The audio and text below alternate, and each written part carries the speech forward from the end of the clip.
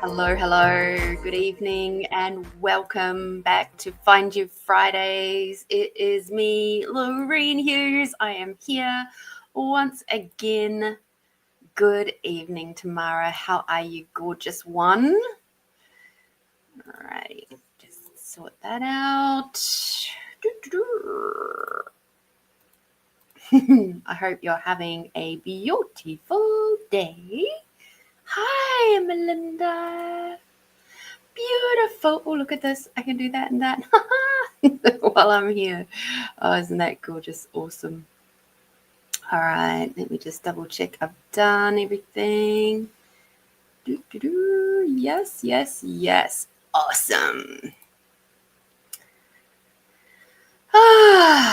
I'm feeling pretty good, actually. Feeling pretty good. Had a very chillax kind of a day in the majority. That's why my hair is a little bit fluffy. I've been chilling out in my I have a hammock swing, but I can only there's only a certain rafter in the garage that I can hang it up in, and because otherwise I've got a light to think about, and then there's an alleyway. Anyway, doesn't matter. But often I can't hang it up in there because it's I've got the car parked in there, and today I just went, nah, work car can stay outside for a change. It's dirty anyway. And yeah, so I did that. I listened to the majority of a book about the dark feminine. Highly recommend. It's only a couple of hours long, and there was a really lovely meditation in there with the talking about connecting with like the dark Madonna and stuff like that. If you're interested, I can let you guys know what that was. And it is called The Power of the Dark Feminine by China Galland. And I've only got like 11 minutes left. But I was just so chilled out after listening to this meditation that I was like, meh, okay.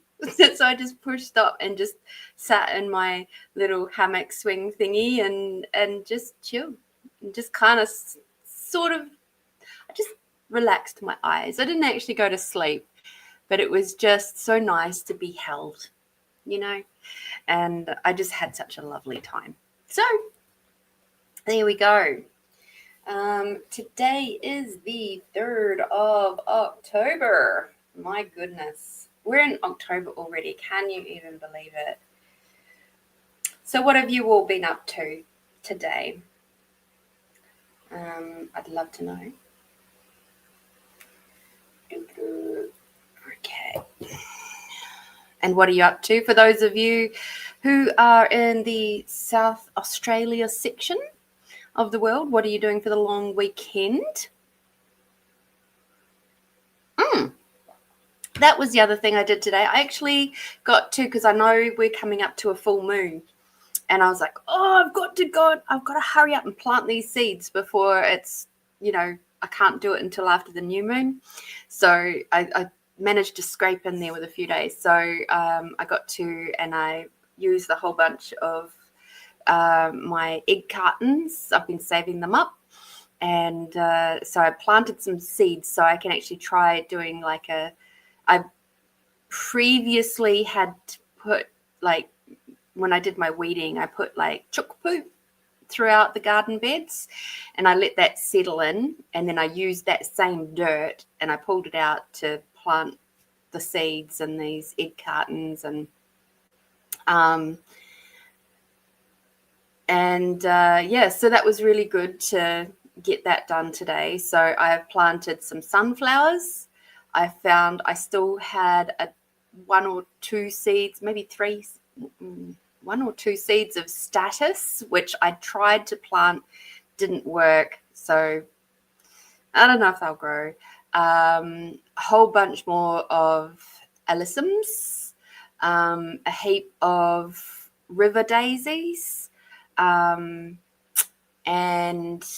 sunflowers and marigolds. So yeah, we'll see what pops up sometime within the next 10 to 25 days. Apparently, I'm going to get some seedlings. So, yeah, hopefully, I remember from when I was a kid that you don't actually need sunlight to make seeds grow, because we did tests and it was like, it doesn't need sunlight, but it does need to be kept at a reasonable temperature. So like, yes, they can grow quite well with sunlight, and they do grow quite well.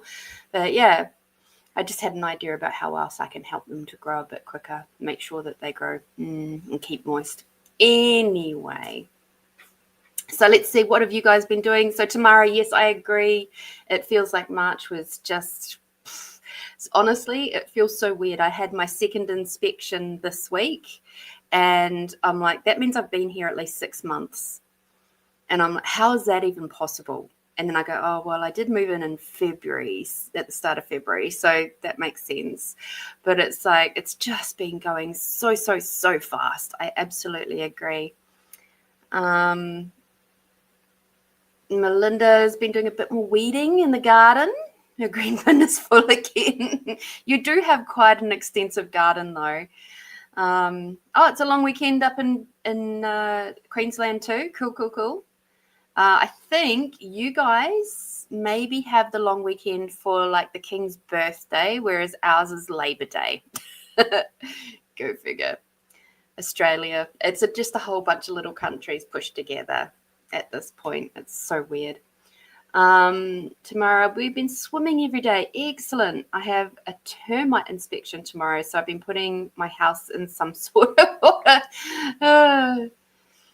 Melinda said, I've been saving my egg cartons. I should try that with the seeds I have bought to grow. Yeah, maybe I could put them out the front now that it is cleared from most of the weeds now. Yes. And Tamara said, oh, and I released my new 30-day Divine Feminine Reset program this week. Congratulations. Now, if I remember, Tamara, because I was looking at this the other day, so Monday this week, Western Australia had King's birthday. Queensland has King's birthday on Monday. Ours, as I said, our regional holiday is Labor Day, and the Labor Day is in the ACT, New South Wales, and South Australia. So I can't even remember when King's birthday is for us, but oh, so ridiculous. Absolutely so ridiculous. Like, why? And I really don't care that it's Columbus Day in a couple of weeks' time. No. So yeah, I did Australia. It's just strange. I prefer the whole thing of like New Zealand has one holiday for the whole of the country, even though it's like 3 separate islands. Don't forget, like, and then the whole little bunches of tiny islands. Doesn't matter. New Zealand's a bunch of islands, but we still have one holiday that stretches over all the islands. It's not like you have holidays that are specifically North Island and then another. But I mean, we do. Actually, do we? No, we don't.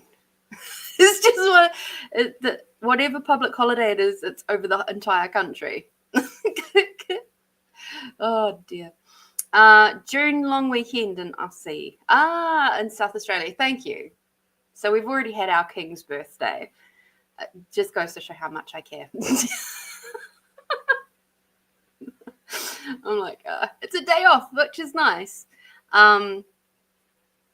But I still don't understand why King's birthday isn't the same all around the country. We've only got one king. It's still, does it feel weird to you guys that it's a king and not a queen anymore? It feels weird to me. I don't know.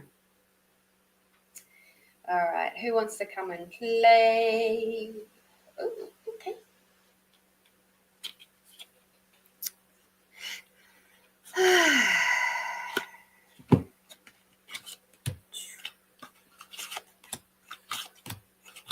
Oh, it's cards that never stop. Okay, got them all.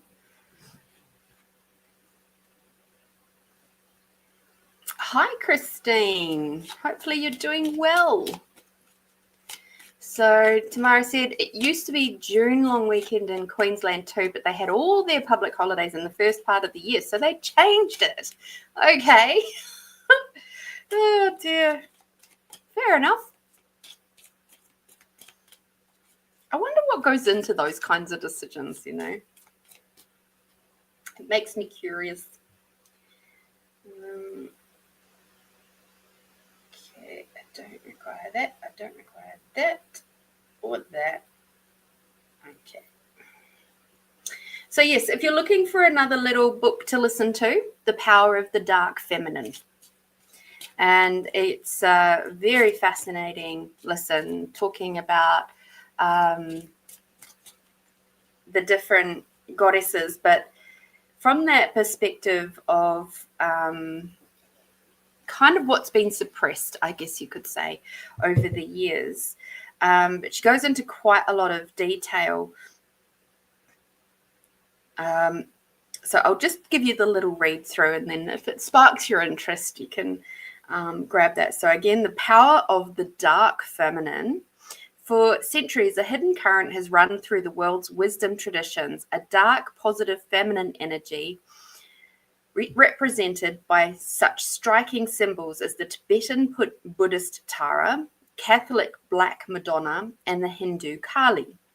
Now, award-winning author and researcher China Galland escorts you on a spiritual pilgrimage in search of these inspiring figures. From India to South America to medieval Europe, you'll encounter the world's powerful manifestations of fierce compassion, the feminine force that emerges when we harness our anger and transform it into spiritual awareness and learn how to awaken this power within yourself. So, absolutely brilliant. The Power of the Dark Feminine is written by China Galland, Galland. So yeah, if you're looking for a quick read, it's less than 3 hours long, or a quick listen, as the case may be. That's a really good one.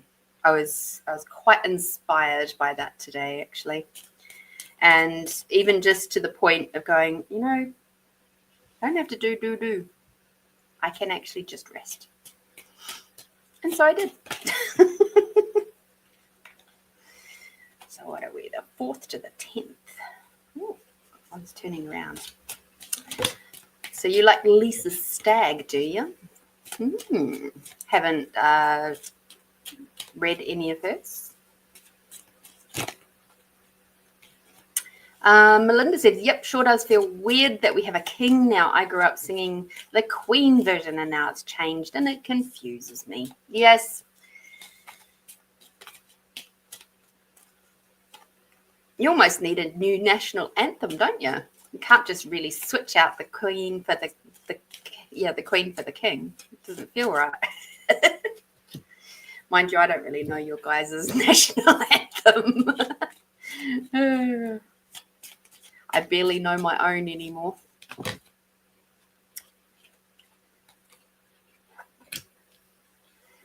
So just looking at these cards for... Oh, fabulous. Thank you, Tamara. That's lovely.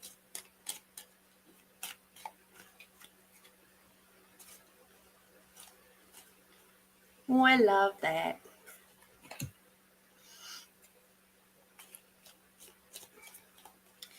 Did you all see my post today? Some of you may have, about the 2 doors. There was the red door and the blue door. And if you went through the red door, let me just double check my... So yes, if you went through the red door, it was $10 million in cash. If you went through the blue door, you could go back in time and fix all your mistakes. So for those of you who didn't see that on my feed today, I'd love to know, what would you choose? Would you choose the red door or the blue door? And for what reason? Why would you choose each one? The thing I found most interesting about this particular question was the reasons why people chose certain ones, and then there was obviously a couple of people that didn't choose one. Like, I didn't say why they chose it; they just chose a color, and I'm like, you got to understand the assignment. Oh dear.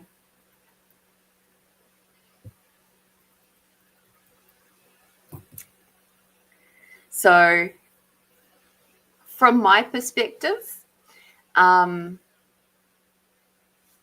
think I said it best when I wrote it down. So, I said I would choose red. So the $10 million. Now, I'm not particularly financially orientated necessarily. I mean, we all have bills to pay, etc., right? And I said, sure, there have been some seriously painful moments in my past. However, they have helped me to grow and uncover some deep traumas that required healing, and also to propel me to continue to be curious about the human experience and to gather many useful tools to support my evolution in this lifetime.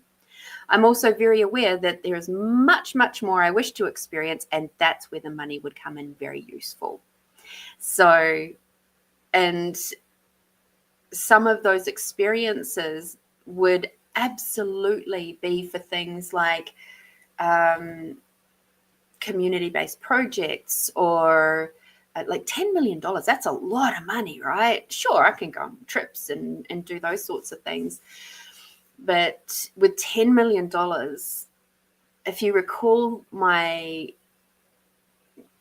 passion for like my ideal house and things like that, it would also be possible with that amount of money to maybe set up the idea I have for a healing education type center. Like, that amount of money would be absolutely incredible. So I'm really, that would be an easy answer for me. Like, obviously little things like I'd love to buy property so that I could actually build my dream house and those sorts of things. But within that would also be this other aspect, and just, it would be so good to have the freedom to go and travel and have the life where I could maybe go and do healing treatments in different areas, and all my friends who go, I wish you were here so we could do swaps and stuff, and I'd be like, cool, I'm on the next plane, see you in 15 hours. That sort of stuff too. I think that there's a lot more that we could do that's wonderful for the community, and the community side of things, which is the most beautiful place that I can imagine, where we would have some farm where we would grow livestock and stuff, that we could have grass-fed, grass-finished, organic, blah, blah, blah. We can use the organic matter from the animals onto the farm, like for crops, so that people who are staying on the property we can grow our own food. We can also then distribute that around the community too, maybe to people who don't have as much, that require a little bit of help.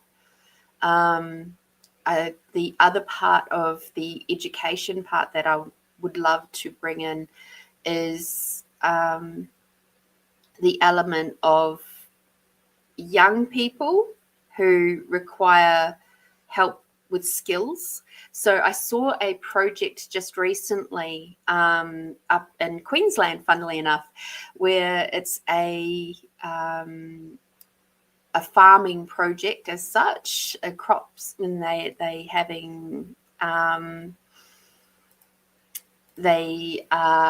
a bunch of school kids that are literally growing their own food, and they've taken this piece of property that has been donated to them for this purpose, and they are like doing all this beautiful work and teaching these kids. These are kids that were troubled kids.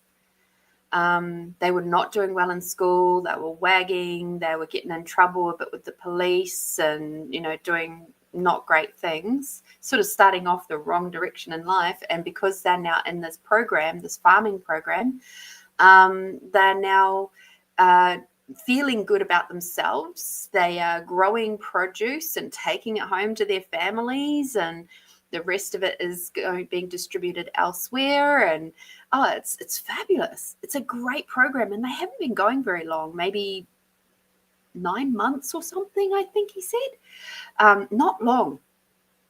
And like basically just this year. And I thought, wow, that's amazing. And what a fabulous example to be able to draw on. So it's like, okay, well, what did you need to be able to make this happen? And it's amazing how many people out there, I heard this a long, long time ago, that it's amazing how many people who have a lot of money would love nothing more than to help create something more for the community. But they just don't know where to spend their money. So they just leave it there. Go take another international holiday. I'm like, wow, what a cool concept. Absolutely cool concept.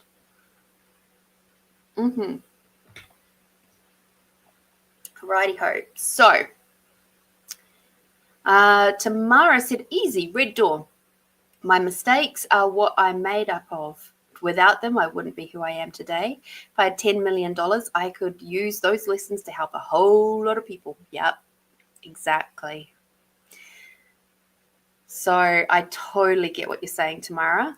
I think it's a time, as we move more and more into the 5D realm, we will be more focused as a collective into helping each other and bringing each other up, rather than, those old 3D realm stuff of like narcissism and gaslighting and control and manipulation and all those sorts of things playing such a big part in society. That will all, at the moment, it's actually, believe it or not, even though they're kicking and screaming, they are actually getting to a point where it's starting to peter out. It may take a little bit longer. I still get a sense of maybe 2 to 3 years of being in the fourth dimension. I don't get it's going to be a very long time. It's a very transitional space. But the cool thing is the snowball effect, yeah? So it's like the snowball effect of once we get enough people taking responsibility for their emotional and their emotional health and well-being, their energetic health and well-being, and taking radical responsibility for that, everything's just going to it's going to be cumulative, because every one person that does it sends out a ripple. So you get lots of people sending out ripples. It just, it adds up. Anywho, back to the collective reading. So this is for the 4th of October through to the 10th of October. Oh, hi, Lisa. All right. Oops. Okie dokie. So for the collective, we've got these funny little cards that I picked up a little while ago. They were donated to the podcast. They're called the Reflections of Nature Oracle cards. They were from the Soul and Spirit magazine. So super cool. So for this week to come, let's have a look and see what we're looking at. We've got the first little one here is calm, which is keep calm, a solution will present itself. Isn't that just such a cute little picture of a koala in a tree? So what this is telling me is that this week you might come up against some things that are going to make you feel maybe not quite so calm. And so this is a gentle reminder to stay calm. Keep yourself feeling a bit like the koala in the tree. And even koalas in trees, when it's necessary, they will make their big noises. And so what I get from that is this week to come, we do have the full moon on Tuesday, so be aware of that. So, of course, we've got shadow periods Sunday, Monday, and Wednesday, Thursday. So that's the majority of the week, of course. So within that, just try to keep that at the back of your mind. Just keep calm. It's all good. This too shall pass is what I'm hearing. This week to come, we have this beautiful little chipmunk, and it says preparation, and preparation is the key to success. Let me show you guys this beautiful little chipmunk. So with it being the full moon, the thing with the full moon is that it is a lot about doing things like preparing the garden. Like the full moon to the new moon is actually the most perfect time to do weeding, to put any like manure or things to boost up the garden, your sea soul or whatever you're choosing to do, in preparation for seeds after the new moon. Okay, so this next 2-week block is going to be really important. So we can learn a lot from gardening, right? I'm not a big gardening person, but I'm becoming very much more aware of how much the garden, aka Mother Earth, the moon, and how that all ties in together, and it ties in together with us too. So don't be surprised if you feel like you just want to just come back a little bit and just maybe get some things sorted at home. Maybe you're thinking more about preparing for the new school year coming up, the new school term coming up, or maybe you're starting to prepare for Christmas and school holidays at Christmas time, because it's not far away now.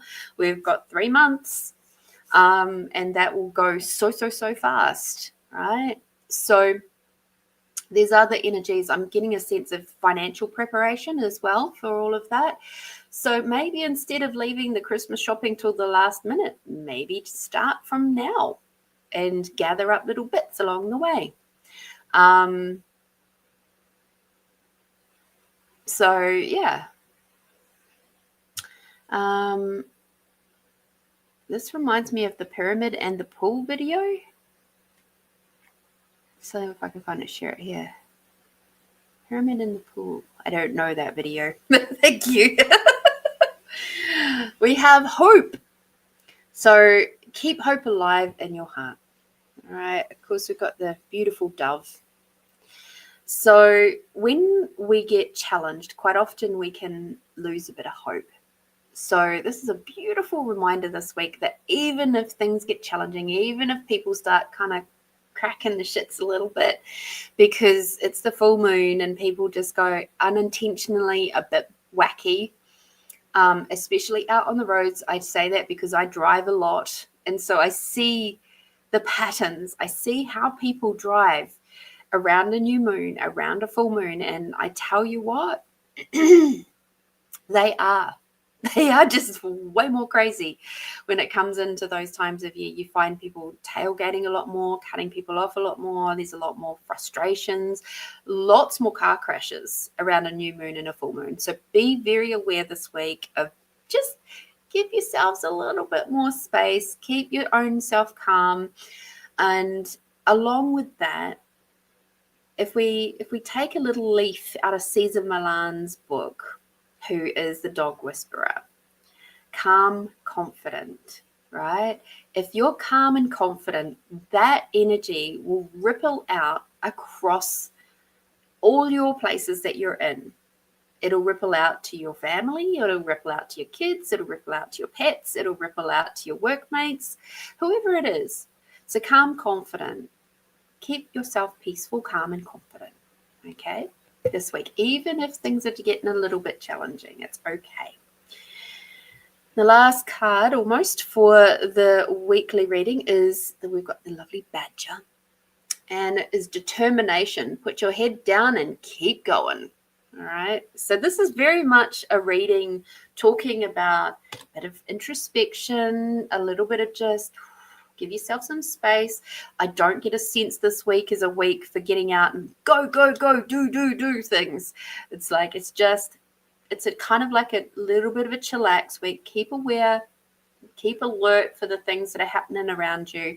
But overall, it's actually gonna be an okay kind of a week. It's not gonna be too hectic or anything. It's just be aware of the normies out there that aren't yet aware that they're actually having to take responsibility for their own emotional well-being. So they're all a bit like cracking it at the moment, and that they are starting to lose their noodles a little bit. So keep yourself calm so you can be that leader to help other people guide through and be inspired by you as well. Okay. I will check out that link later tomorrow. That looks sounds interesting. And the yummy card for this week is grace. So handle everything with grace. Okay. Be honoring to yourself, be honoring to your own energies, but handle stuff with grace. Okay. Beautiful. So pop those up there. The tea we have today is the 3 teas from Puka. Very, very lovely tea. I enjoy that. And I'm seriously considering actually growing mint, so I can make my own organic mint tea. It's one of the easiest really to grow. And I've got a couple of spots where it could probably grow okay. But I'm very aware that it's a plant that will spread quite a lot if you just plant it in the ground. So I have to kind of be a bit mindful of that. I might try growing some pots instead.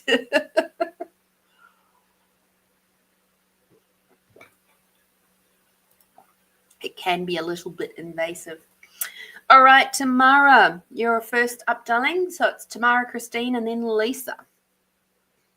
So let's see what deck does. Hello, Tamara, Christine. Hi.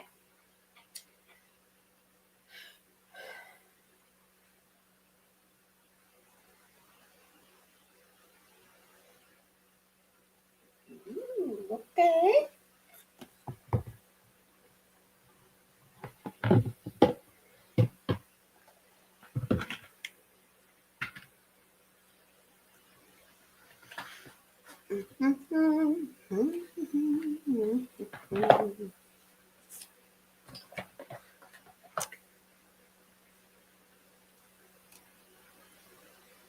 Cool.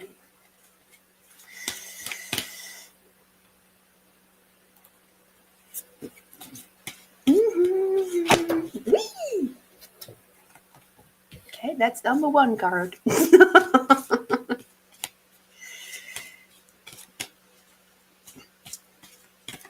So what are you doing for the long weekend tomorrow? So you got swimming happening. Is there anything else that you're planning? Lisa, what have you got going on for the long weekend, darling?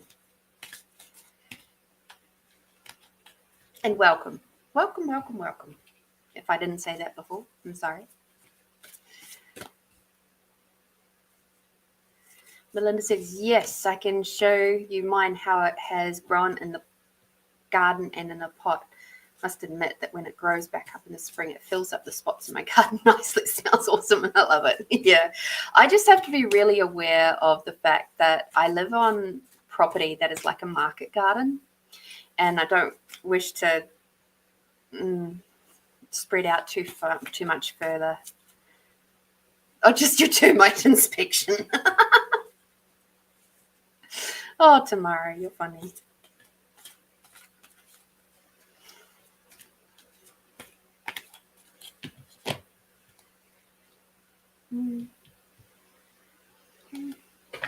Is there anything else? Yes. Okay. What? No.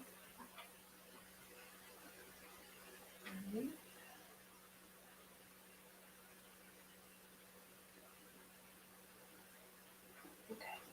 Thank you.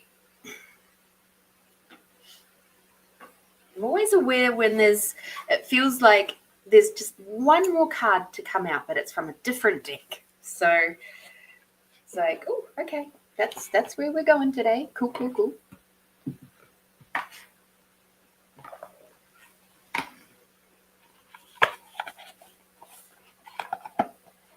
Oh, I totally get the rearranging of things in the house. It's oh gosh, when did I do that? It's probably about 6 weeks ago now that I think about it. I completely rearranged my lounge room, flipped it, and the stuff that stayed in the middle stayed in the middle, but like even that turned, 90 degrees the opposite way. And overall, I actually really like it better the way it is now.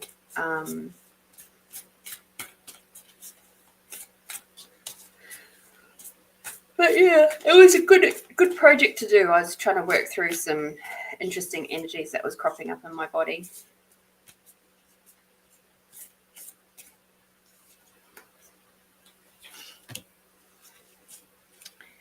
All right, we're going to have a little bit of story time in a moment because we love story time. But first, so the cards, because I know you love knowing which cards I've pulled for you. The first set that we're going to be playing with is the Chakra Reading cards by Rochelle Charman, or Charman. So these are really pretty. Ooh. Apparently you had to have this card too. That was literally saved within the book. So how cool is that? Beautiful.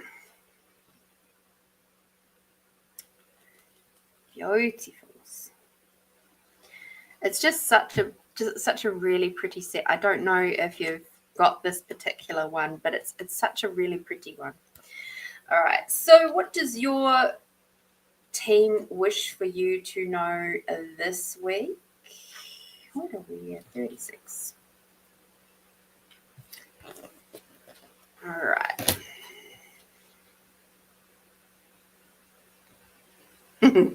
Yeah, that's what I thought.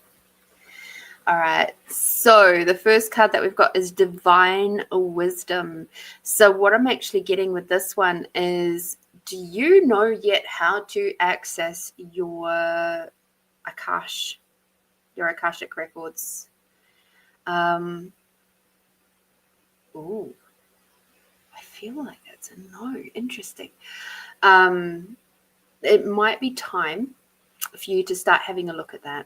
And if you do, great. Find out what things is waiting up in there for you to know now and get that downloaded. Cool. Yay, my awareness was correct. Yes, I like it. I never assumed that it is. So, all right.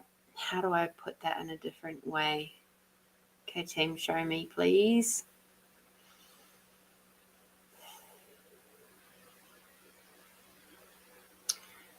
Okay. So your divine wisdom, what they're telling me is it is within every cell and molecule of your body, as well as your chakras, your auric fields. And while having access to your Akash is a whole other level of intuitive knowing, awakening, all that sort of stuff. They're asking you to start or continue to draw more deeply on your feminine side and your intuitive side. Okay, so your divine wisdom of being a woman, they're asking for you to draw on that even more so than you already have. And that's what this card is all about. So keep diving in is what they're saying. Keep going, keep diving in, because this is going to lead into the second card, which is around holistic health. Okay. So the more that you dive into your divine feminine wisdom and the wisdom that is locked into your cells and molecules, the easier it's going to be for you to unlock your holistic health and be in tune with what's working and not working in your body. Like, it's like somebody, I was talking to a friend today who has worked on race cars, like rally cars and things like that, Formula One race cars even, very expensive stuff. They can tell how fast a car is going down a street just by looking at it. They are so finely in tune with vehicles that they can tell something that is difficult for a normal person, right? That's the level of awareness that you are now able to access in with your body. The more in balance you become with your feminine, and the more that you embrace all of that, the easier it's going to be for you for tapping into where things are out of balance as far as your body's health goes. And you won't ignore it.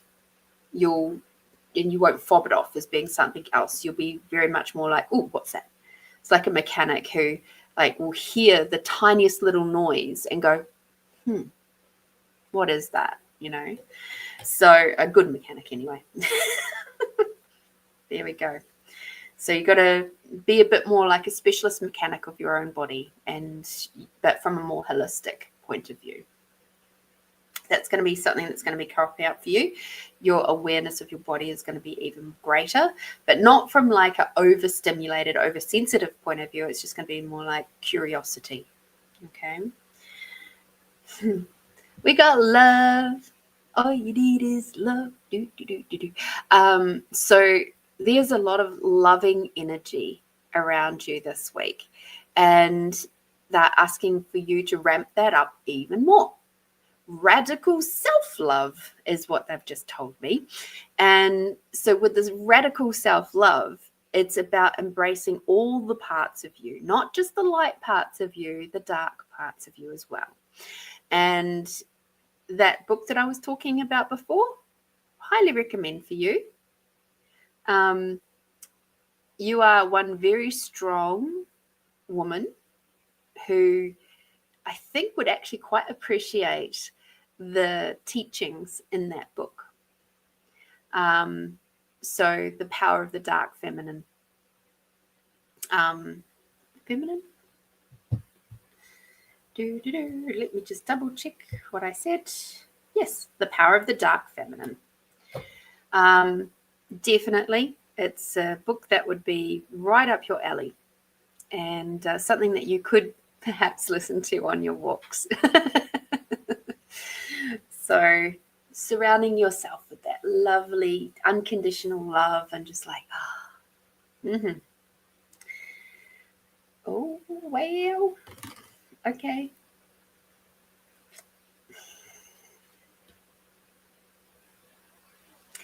The next card that we have is spiritual awakening.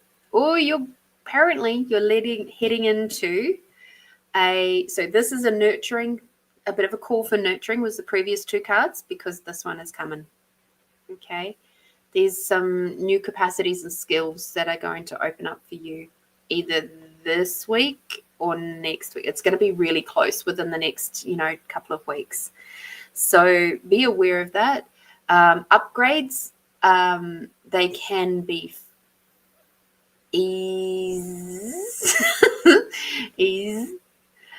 they can be rough if you don't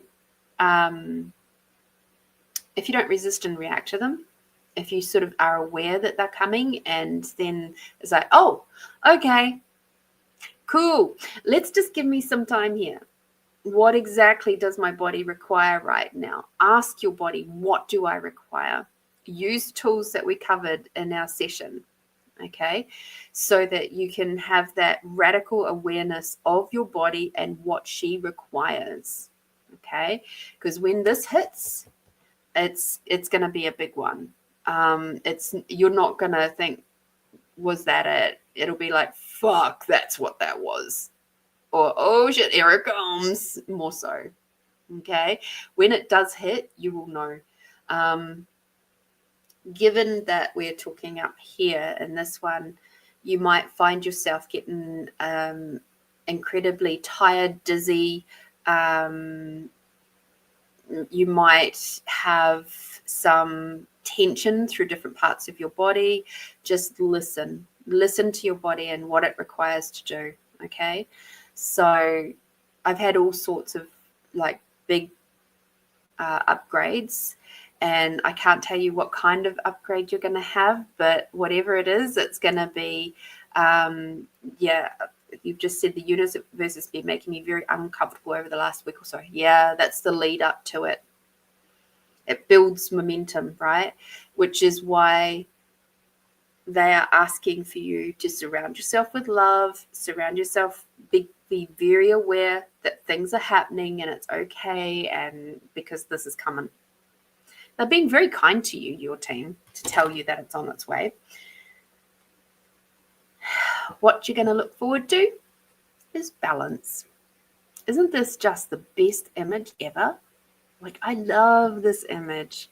The yin and the yang, the feeling of the light and the dark and the dark and the light. And it's just like, oh, yes. So beautiful, so bright. And I'm looking at that going, it's shining the light to say, this is what's coming for you tomorrow.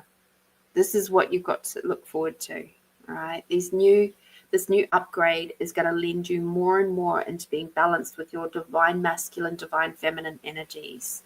And with this, you're just going to be able to shoot forward in your business, in your career. All the things are going to just start taking off, all right?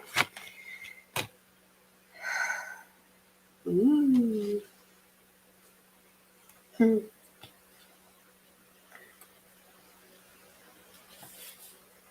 All right, and the other card that I had that got pulled was from the Mystique of Magdalene cards. Okay, so we've got a little bit of story time. Okay, so the card that you got was Sarah in the White Spring. There we go, I'll hold that here. Fill your sacred chalice. Your cup is waiting to be filled. Be discerning about what you allow to fill it. When Sarah and Joseph of Arimathea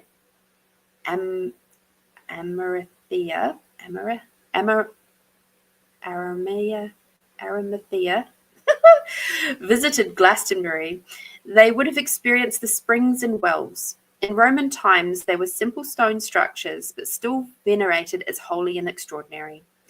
2 springs flow beneath Glastonbury Tor. One runs red with iron, the other white with calcium. These sacred waters of life have been frequented for their healing properties for thousands of years and continue to flow today. Magical wells such as the legend of the prophetess Miriam's well would have been known to Sarah. Abundant fresh water would follow Miriam and mysteriously appear to nourish and quench the thirst of the Israelites as they wandered through the desert. The legend says the well gave forth its water when Miriam and 12 elder women went into the wilderness to sing songs for their hearts to the Shekinah.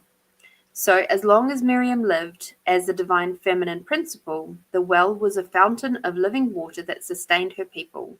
This source of sustenance and strength dried up upon her death. Today, there is a custom of placing a goblet of water on the table to represent Miriam's well. Its presence is an opportunity to honor the significance of Miriam and the role women play in the life of the Jewish people. You hold sovereignty over your grail. Don't be pressured to accept less than you deserve. Placing a chalice of sacred water by your bed is conducive to experiencing visions that will offer you answers. All right. So highly recommend that. And I'm getting, I don't know if you have any crystal glasses, but I highly recommend that you use crystal. Okay, that was the other piece of information that was coming through there.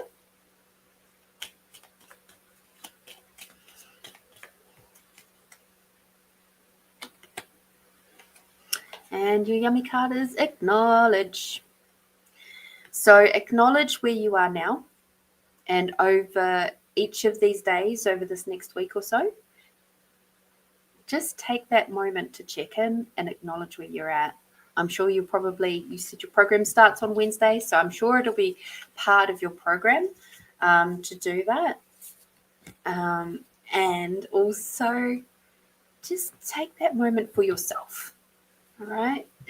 What you're doing at the moment is incredible and it's amazing, and you definitely require credit for that. And yeah, just acknowledge where you're at. You're amazing. Thank you so much, Tamara, for your very kind donation. I'm so grateful for you, and thank you for kicking off October for us. Yay! I just realized something, guys. In a month, I can put up my Christmas tree. And I think I know where I'm going to put it too. I just realized where I might be able to put it. I have this one spot in my lounge room where it's, I've actually got an easel with my energy painting on it. And I can move the easel so I can put my tree there and I'll be able to see it. Yes.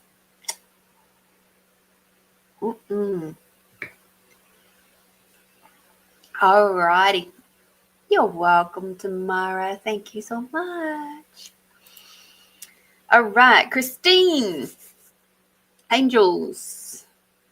Am I supposed to help my dad, 85, with physical abuse? She blocked me from taking my dad to the neurology department. However, when it comes to eye doctor, that is caused by hitting my dad, I am taking,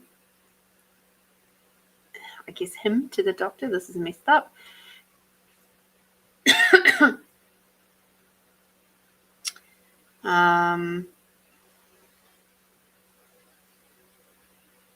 Question, will Saint Michael and the angels protect me and Max to help me as to remove my dad from exploitation? Excuse me.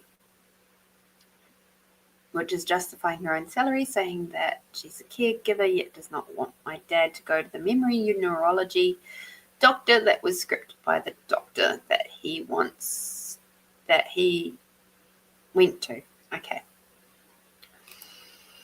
Alrighty, let's see how we go.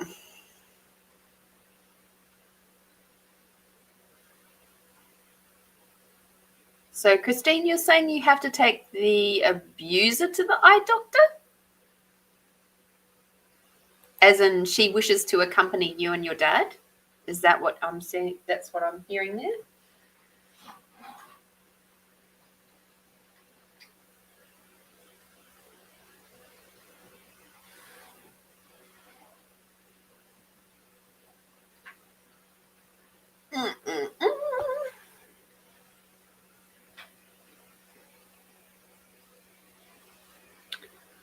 Okay, show me a yes.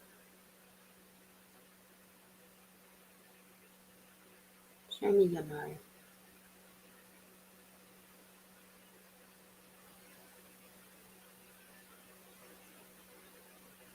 Thank you.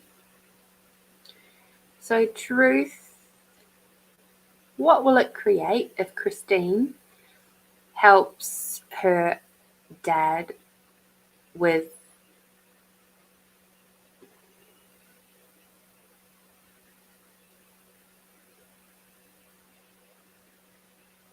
hang on, I have to formulate the question first.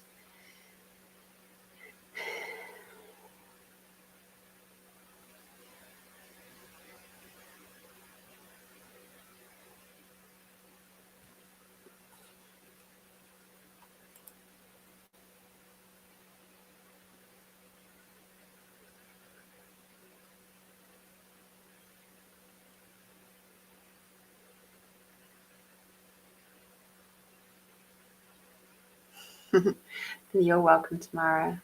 Hang on. So you said no, it's her eye doctor. This is fucked up.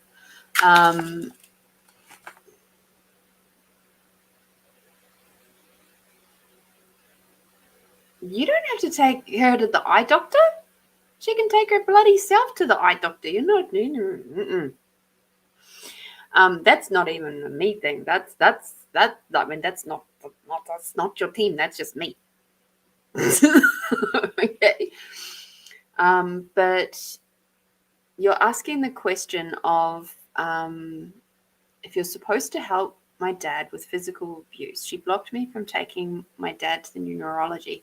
However, when it comes to her eye doctor, that is caused by the hitting.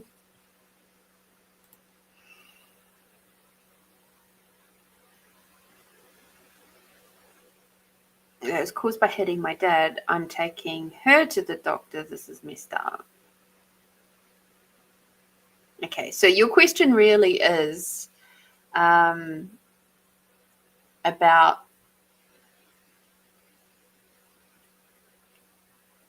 what will it create if you help remove your dad from the situation with the girlfriend, yeah?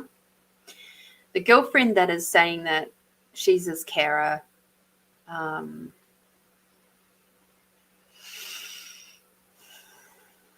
at the same token, she's taking a lot of money and using it as a salary. Hopefully I've got that correct.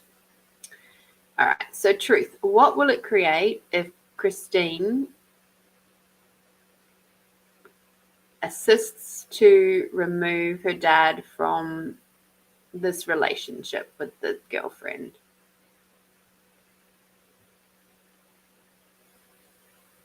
That's a very clear no. Okay. Truth. What? Come back. Thank you. Truth. What will it create if Christine helps her dad with any medical appointments?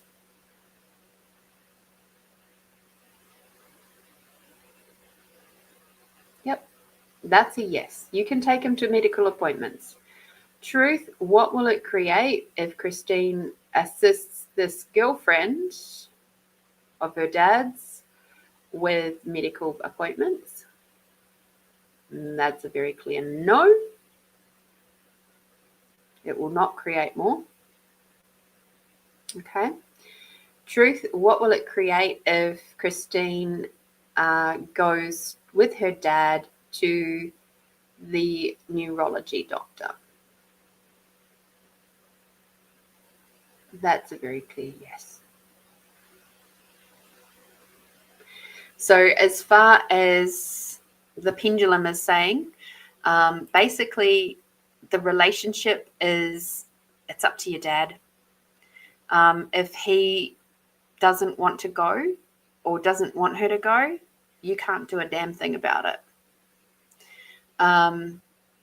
And as much as financially it is draining and all of that sort of stuff, and the stuff that we know is not great, right? From your team's perspective, there's obviously something going on there that from a maybe a karmic point of view that is being worked out there that has nothing to do with you. And I know that will probably be very hard to hear.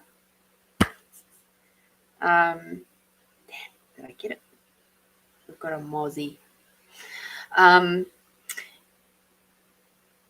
However, you can absolutely support your dad through his medical journey. Okay. So be there for that.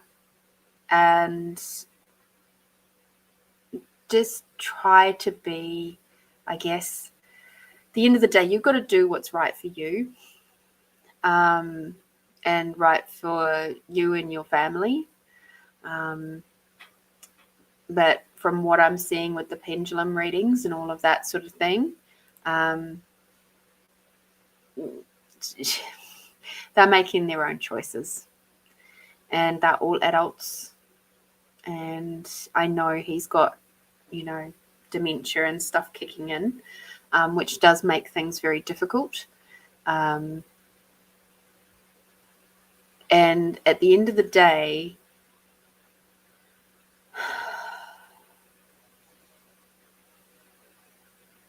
what she chooses to do with the money after it lands in her pocket has absolutely nothing to do with you.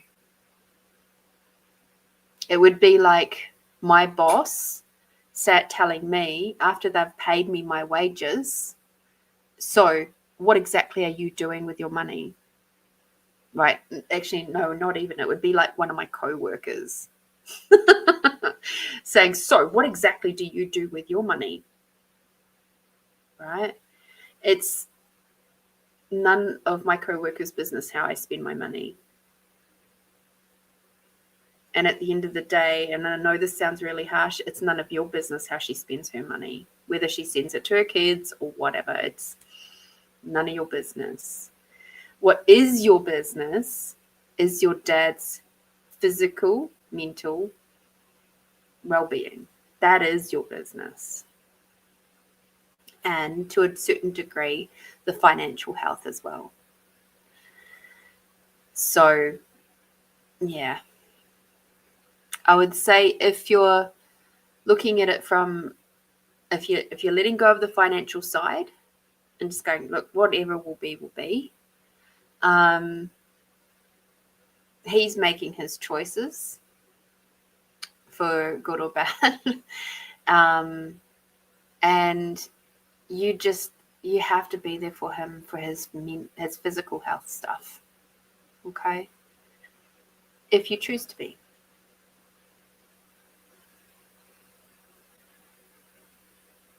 And I know that you're very family oriented, and I know that's very difficult for you to see what is going on there. And you might have to you and your brother might have to wrap your heads around the fact that there may not be anything left as an inheritance. So wrap your heads around that now. I hope there is, for your guys' sake. But if there isn't, you've got to think about that now. Okay? And I've got itchy palm. What does the right itchy palm mean? It's either money coming or money going, one way or the other. Oh dear. Now I need to Google it.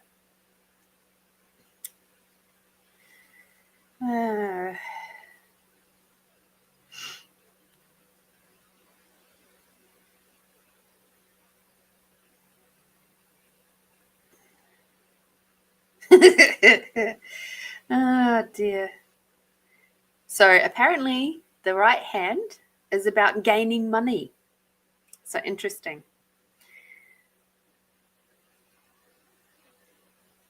So you might be okay.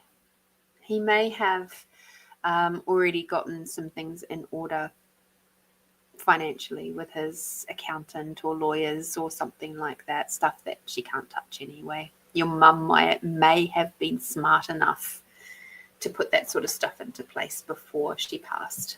So fingers crossed for you, Christine. Big blessings to you and good luck. Good luck. It's not an easy situation that you're in for sure. So thank you. Thank you for being here. Thank you for your donation. And I wish you the best of luck. Lisa, my dear, can you please pop your question in the chat, please?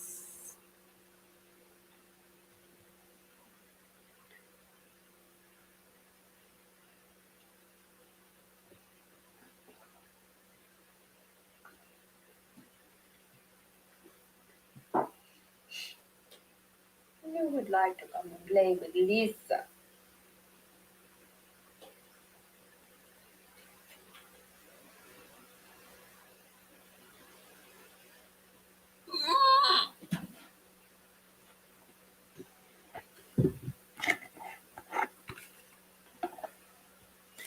Lisa, Lisa, Lisa.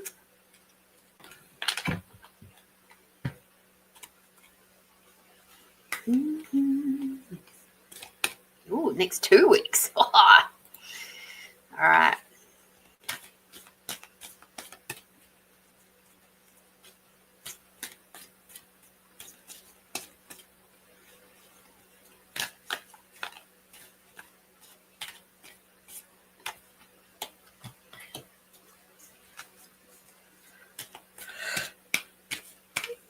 Excuse me. Hi, team.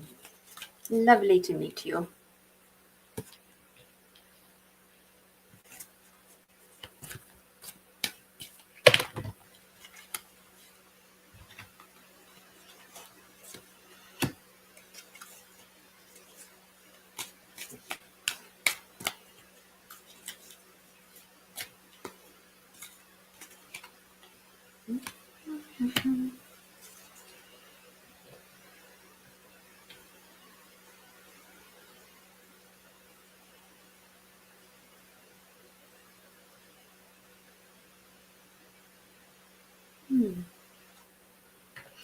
All right, Lisa, we got the Psychic Tarot for the Heart for you. Okay.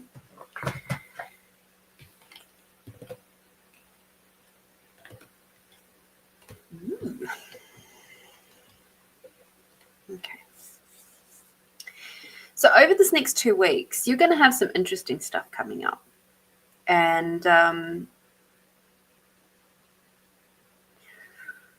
oh boy, good stuff.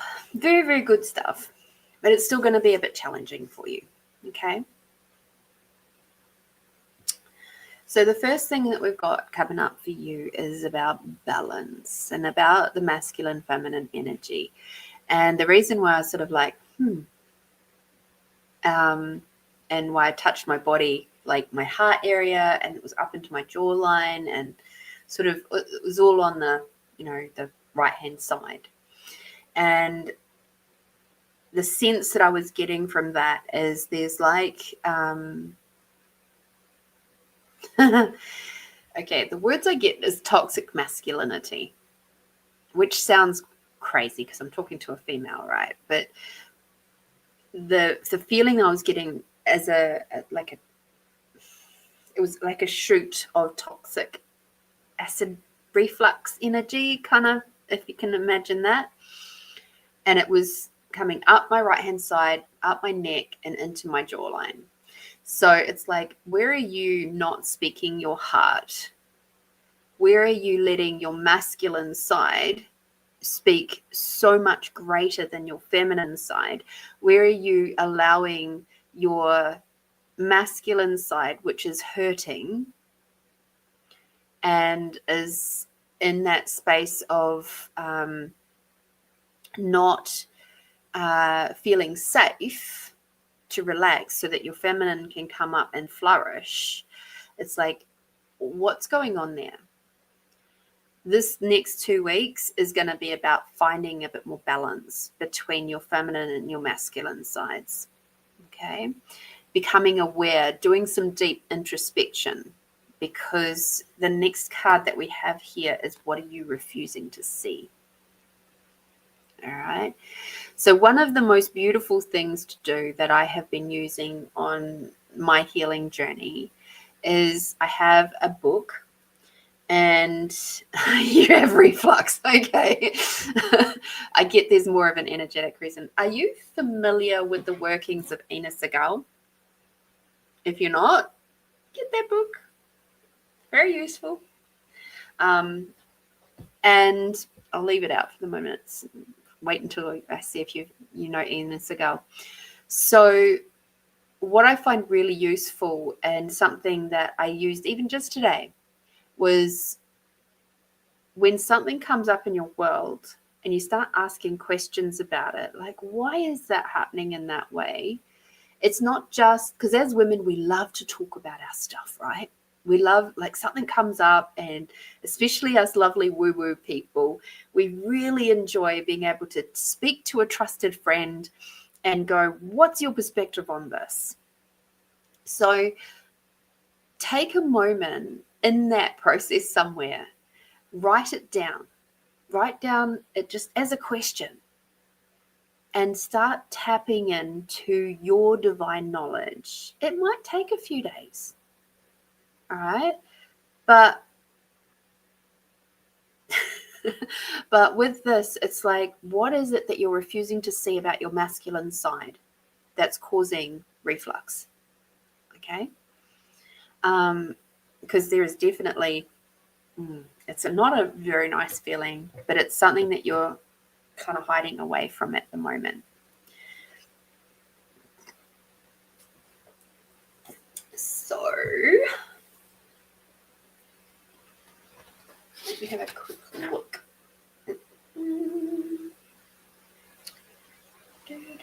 Has she got reflux in there? Fixation. Maybe it's under acid.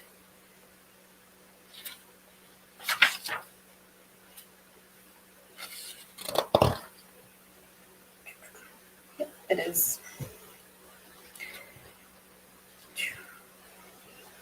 Okay.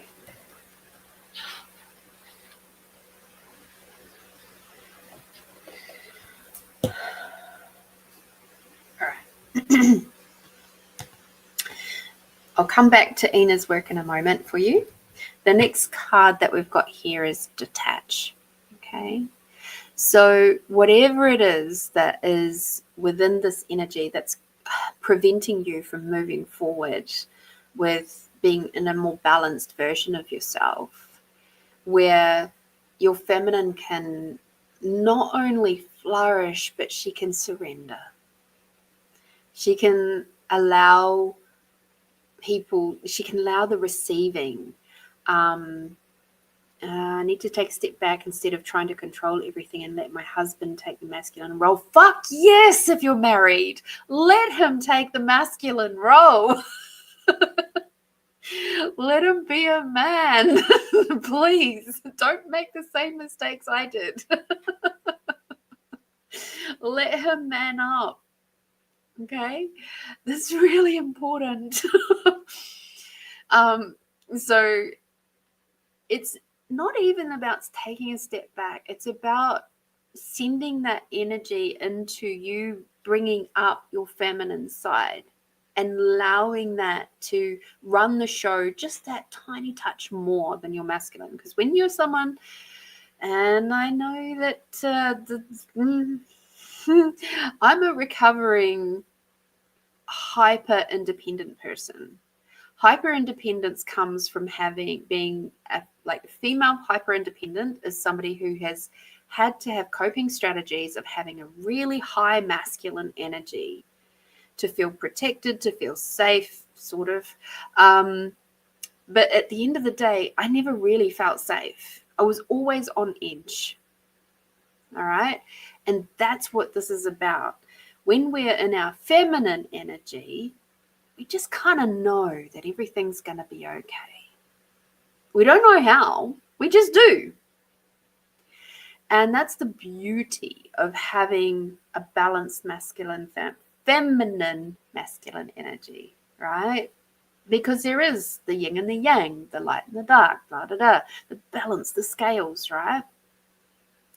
You've got to detach from the heavy cloak. Like, she's wearing a woolen cloak, very, very heavy, especially when it gets wet, right? When you're holding on to all of that, it's going to make it very difficult for you to step forward. So, absolutely. What exactly do you desire? Okay.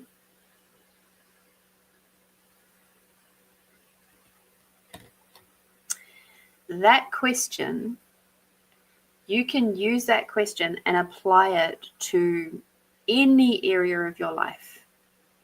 What exactly do you desire? And when you start really diving into that, did I get it? Damn. When you really start diving into that, some really magical things can start cropping up.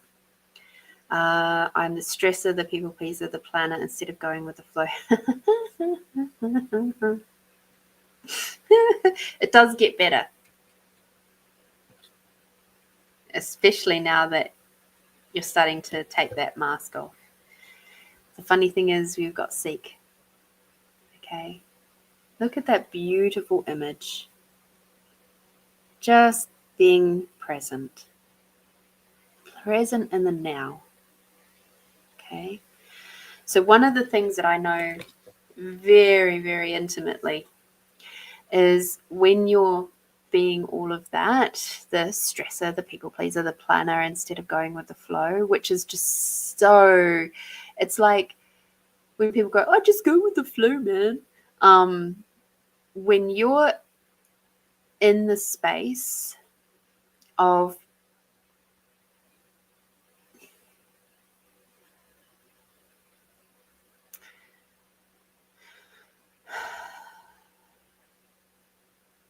not feeling safe and being in survival mode, and this quite likely is from your childhood.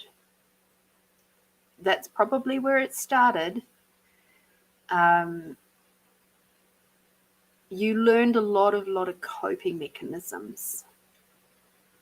And the hardest part about having all of those coping mechanisms in place is learning how to undo them and detach from those coping mechanisms.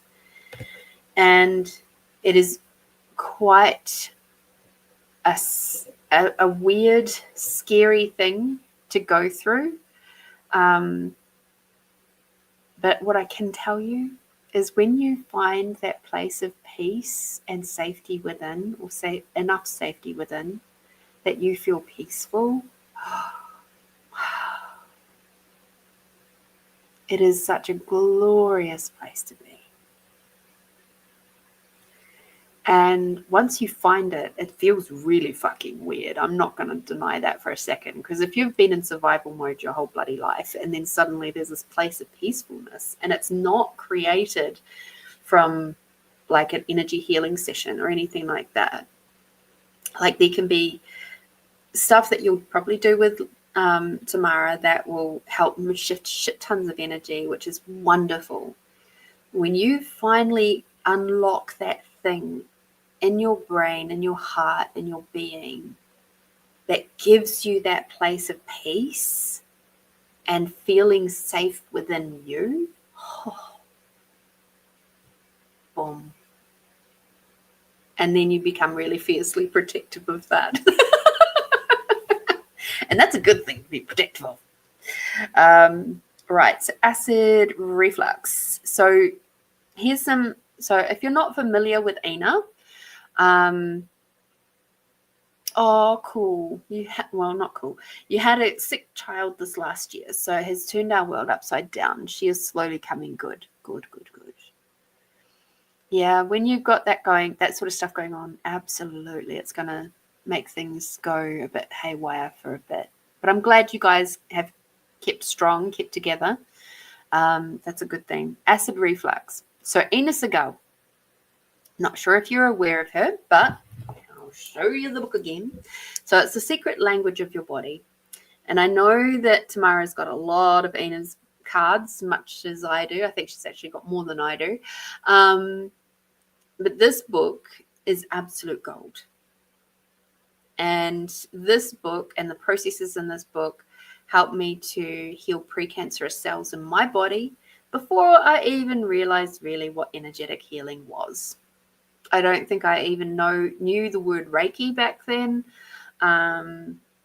I had been to a couple of law of attraction workshops, so I kind of got a sense of kind of like manifestation stuff. I'd watched The Secret movie, and I just started dabbling in card reading.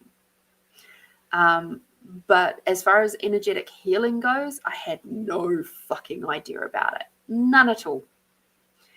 This book came into my life at the previous version of this book, but same, different. This body of work came into my life when I was 28 years old. So we're coming up to 20 years ago, almost. 19 years ago, for being pedantic. And I literally healed precancerous cells in my cervix by doing these processes for a month. And I didn't know what the hell I was doing. I just followed it. I just said the words every morning and every night for a month. I felt good. It felt like it was helping. So, all right. So this book is set up in different ways. And some of the book probably, some of the book is set up so it has like the symptom and what it means. Okay. Tamara says that the tools in my trade, I don't have a problem. Oh, I get it.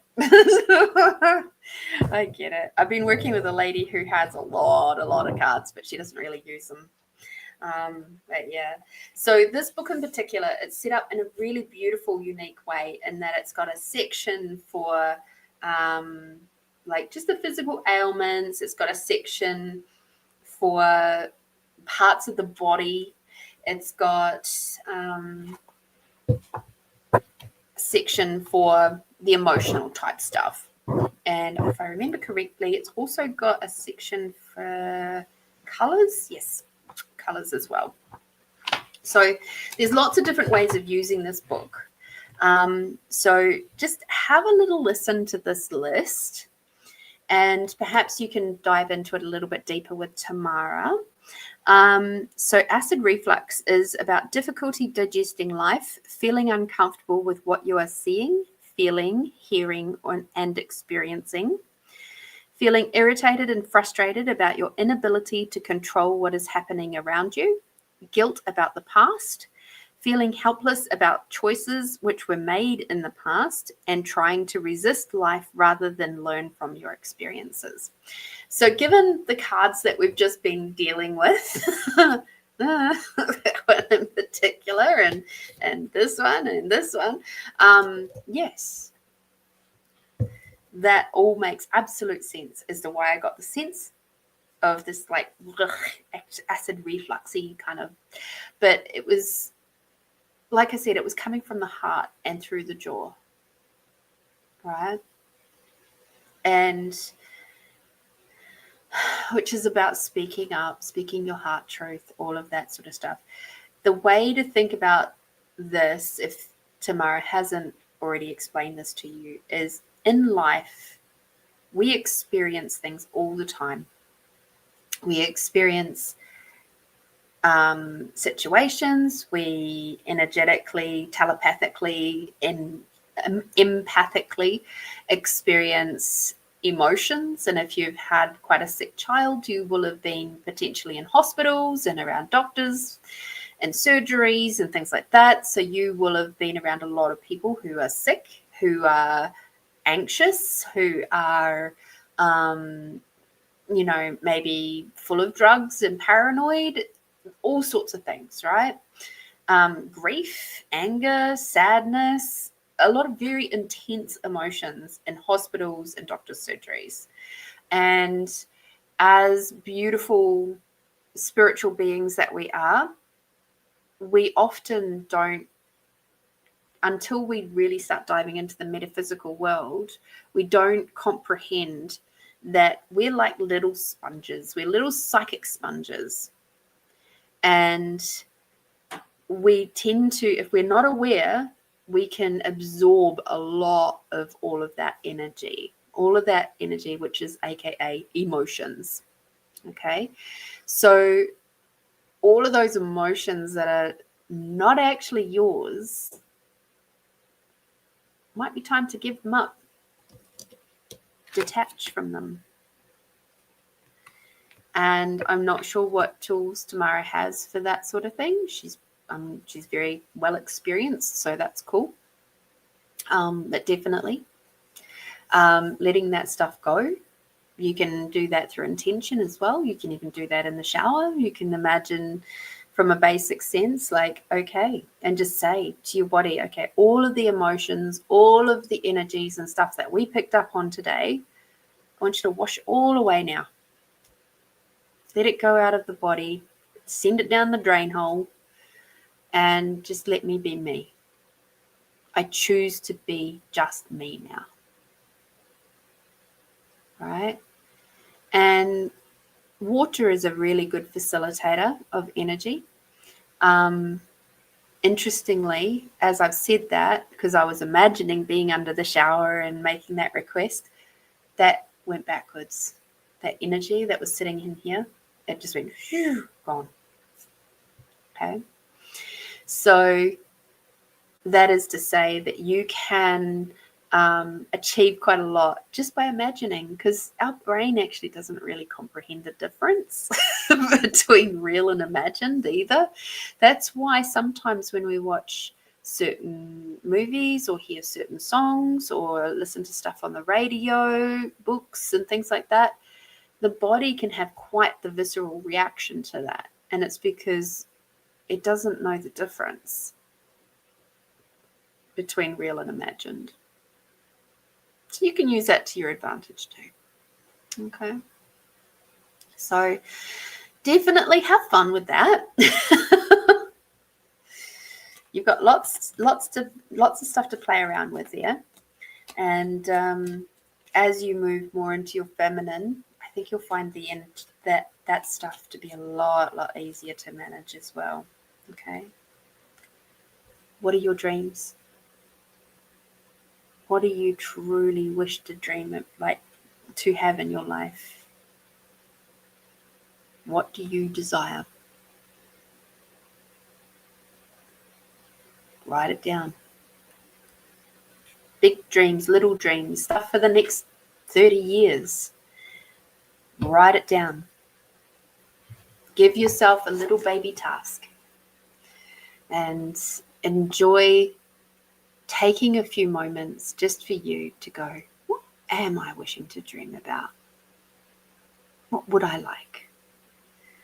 So back 4-ish years ago, 5 years ago nearly, I had my desires list. I still have my desires list. One of the things on my desires list is to have fresh flowers or herbs, cut herbs, in my house every week.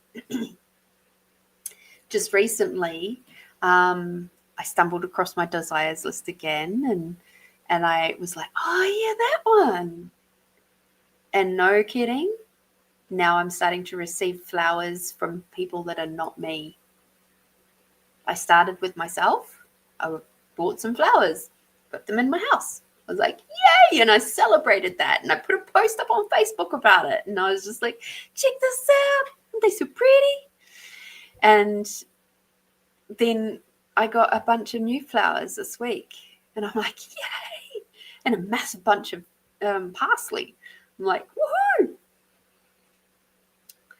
So, yeah, what are your desires? They can be as simple as that. Or it can be really big things too. It's okay. It's time to get back in the present rather than thinking about the past. Interesting.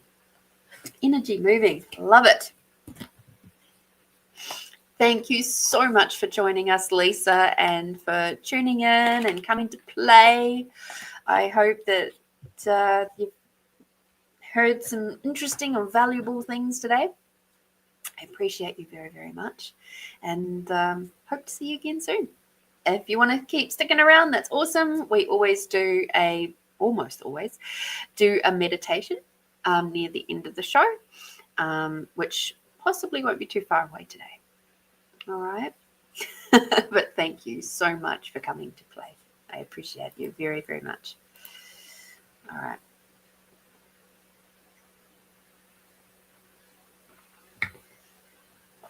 Oh, goody. Guess what, my lovelies? We're going to do poetry today. I was just checking in with my team.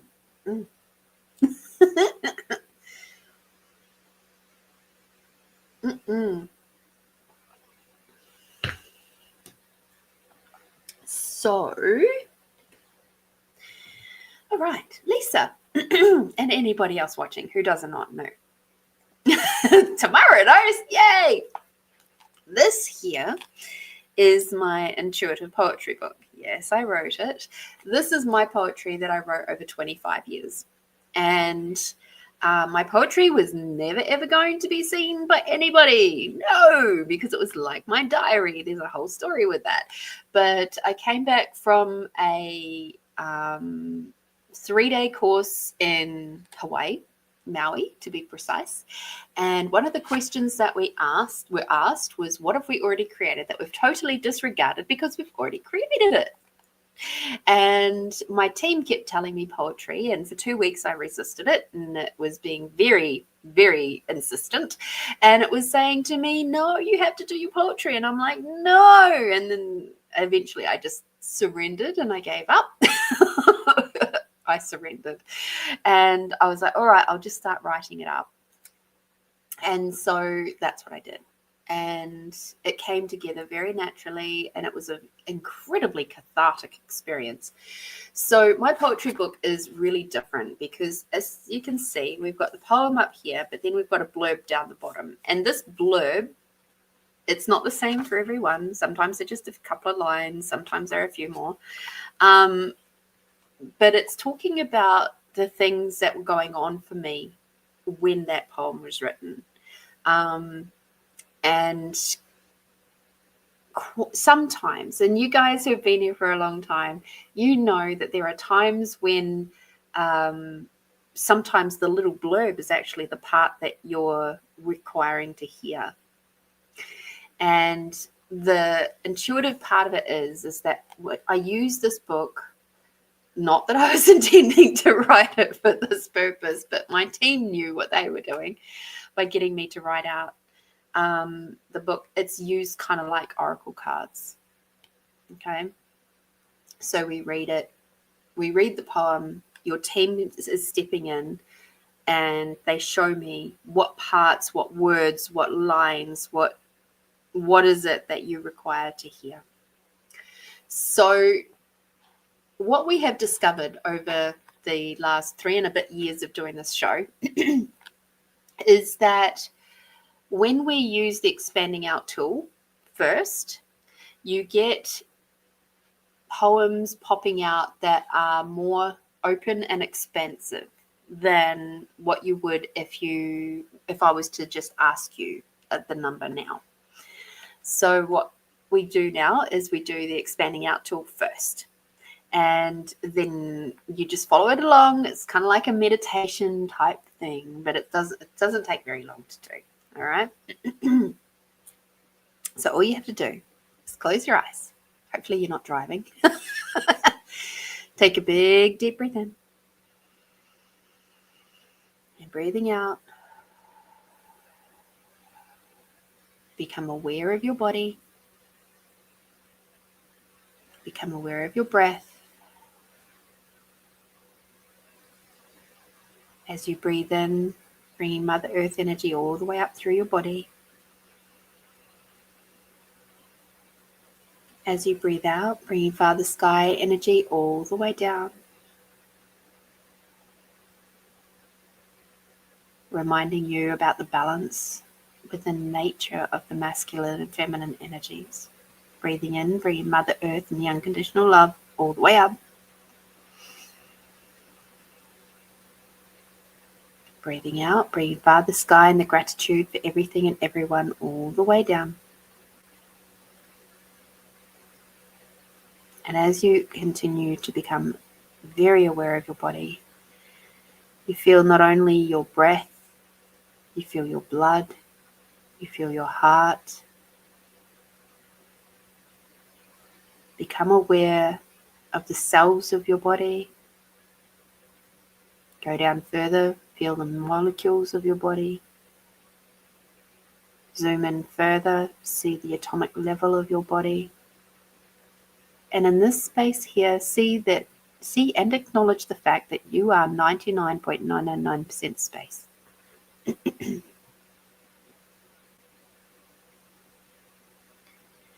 And nothing is stuck or stagnant within your body, because you are essentially space.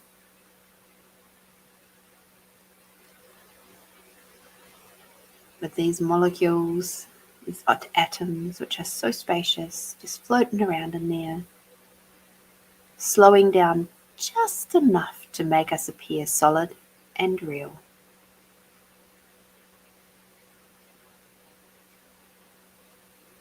And now expanding out your awareness in a big bubble all around you, up into the sky, down into the earth, expanding out your awareness greater than the size of the building that you're in. Expanding out your awareness in a big, big bubble, greater than the size of the planet, greater than the size of the solar system,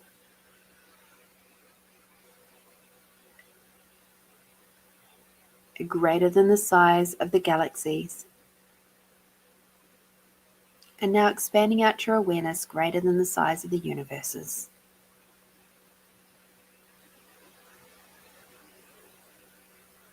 Beautiful. And keeping your awareness nice and expanded out, tuning in on your body once more. And now grab your sense of allowance. And your sense of allowance is your ability to perceive, know, be, and receive everybody else's thoughts, feelings, and emotions, and being able to see it for exactly what it is. It takes you from being a tight, contracted little pebble at the bottom of a raging river of everybody else's thoughts, feelings, and emotions, and expands out so that you become like a nice, fluffy white cloud with not a real bother in the world, really. Just making sure that the planes don't crash through you.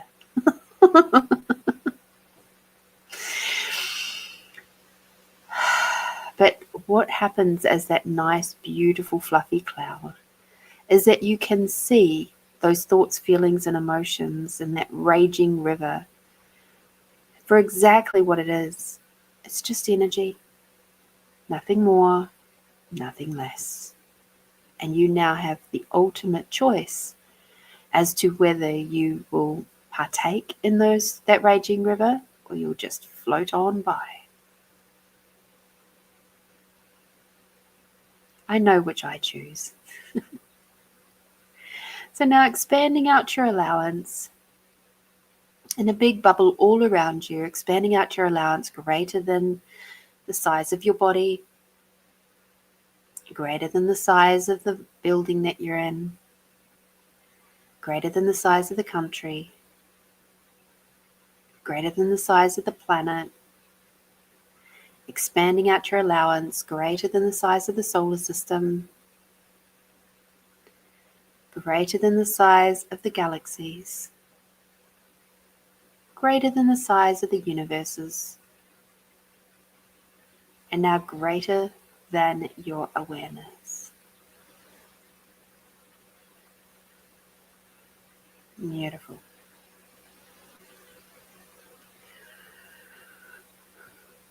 And now truth. What number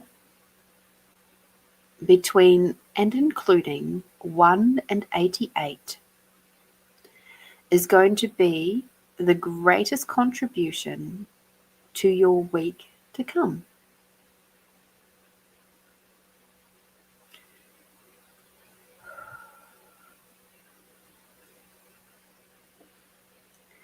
You may have a range of numbers that just kind of pop into your head.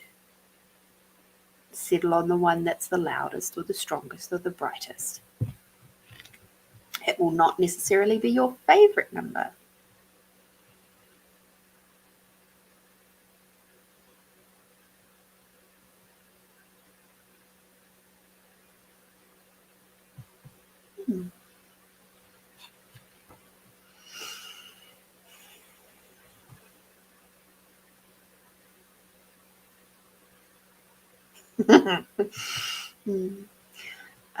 Melinda, can you please write down for me 23, and I'll tell you about it on Sunday.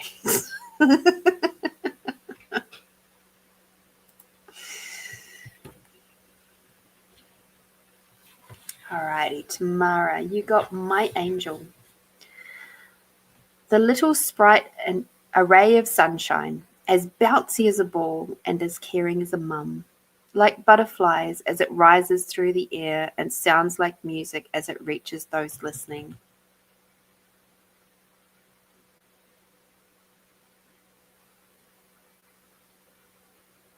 Oh, okay. This particular poem is for you. It's a real big love heart moment to your soul sister. Okay.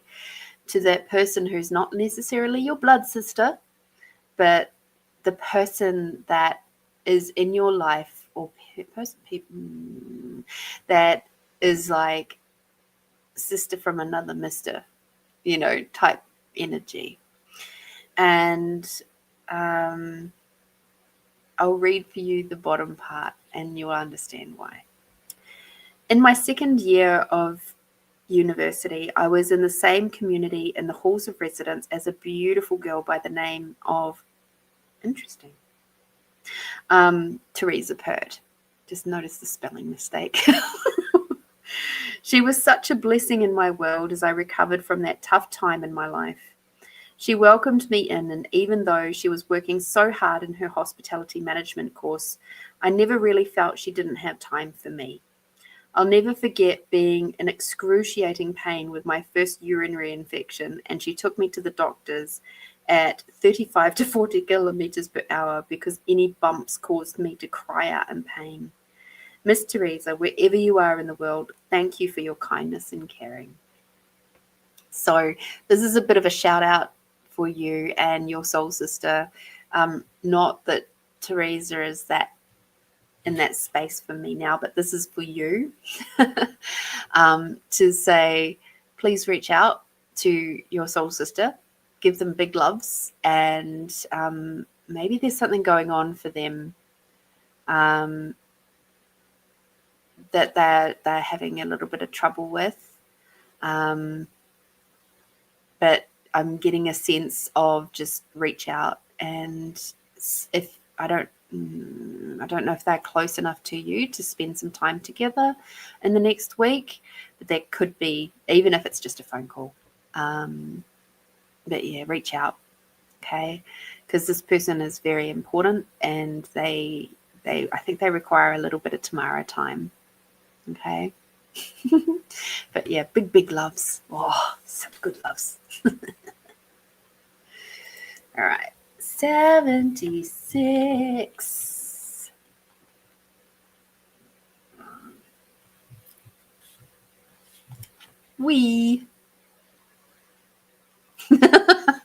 I'm sure there's no, she's closer to you actually. Oh,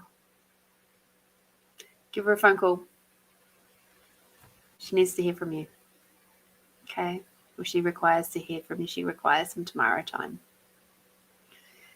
And yeah. And even if it's just you saying, hey babe, I love you, it could actually mean the world to her right now. Alrighty, Melinda. Hello, team. Self-honesty. Such a delicate balance, one's happiness and love, to pull away, to give space, to allow you to think. But my heart wants what is opposite to my head. My gut wants the same as my heart. I know that if I let you go, my heart will hurt. You are so special to me, and I am complete within myself, but you access a part of my heart that very few have ever done. I am allowing you in. I am not frightened of what you may think of me, but I am frightened that you may decide not to be with me.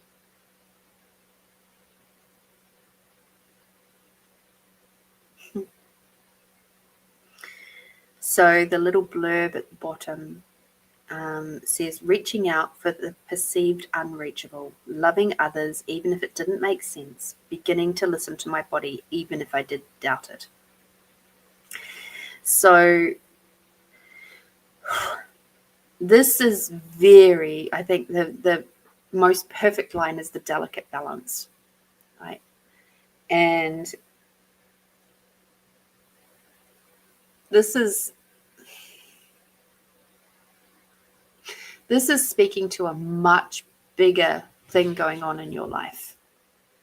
This is speaking to not only your home and what you're doing with your home and decluttering and reorganizing and things like that. It's not just speaking to that.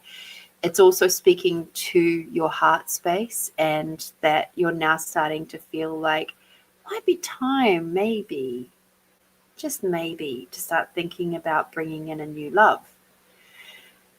This is also talking to that, but it's about looking at what you have to let go for that new person to come in.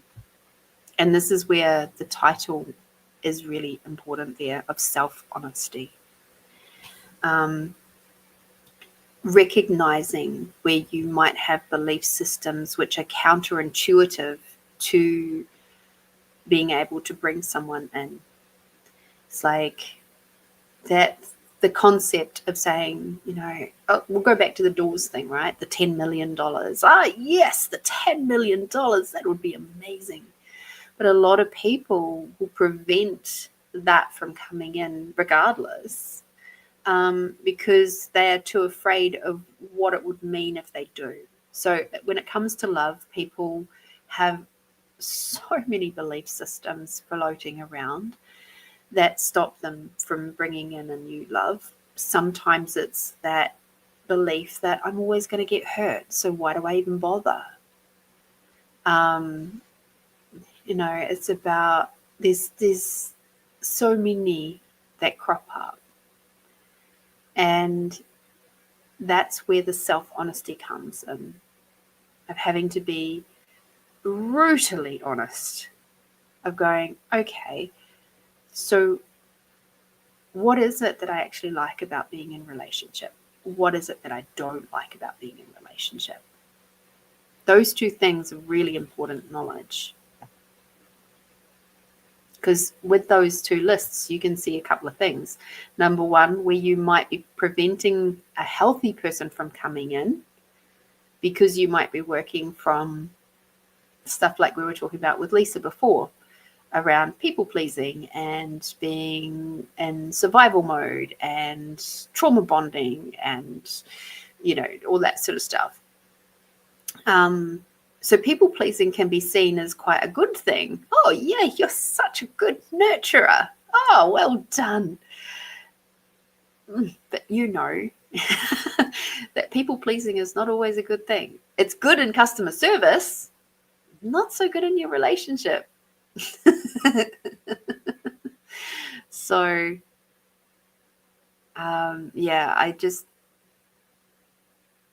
lots of self-reflection and using your tools to help shift some of those old things out of the way so that you can welcome in some lovely new energies into your space. Okay. Thank you for coming to play, my love. Tamara says, we've just been through an important growth period of our friendship, and she just turned 50 a couple of days ago. Oh, congratulations to your friend who turned 50. Yay! Good night, darling. And I hope you have a lovely, lovely evening. And thank you for coming to play for another Find You Friday. Lisa, thank you for waiting. 7. Right down the start.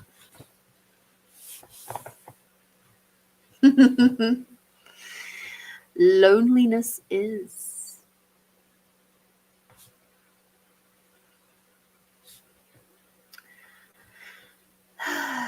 This song, this always reminds me of the song. I think it was is it Three Dog Night? One is the loneliest number you ever do. This poem always reminds me of that song. It's that concept of, even if you're in a really crowded room, you can still feel very, very lonely. Even within a relationship, you can be sleeping right next to your husband and still feel incredibly lonely. And quite often that's more to do with how you're feeling on the inside rather than what they are or are not doing. They will reflect back to you just as much as you will reflect to them. Those parts and pieces of you that are sitting in the background, that are running the show in your subconscious. So, things to not hide from. Loneliness is something I can't quite explain. It can hurt, make me feel out of it. It's a heavy feeling which is inside my body. It's a part of my mind, and it's released through my heart. I go all silent, and I can't explain why. I don't want to be alone again.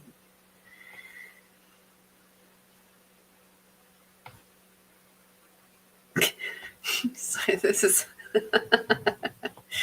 this is for a little bit of shits and giggles, okay? Ah, yes, a lost lust. Cute and sexy, had his own car and liked to take me out in it. Worked in security, fantastic kisser, who took me to see the Upper Hutt city lights. Did I mention cute?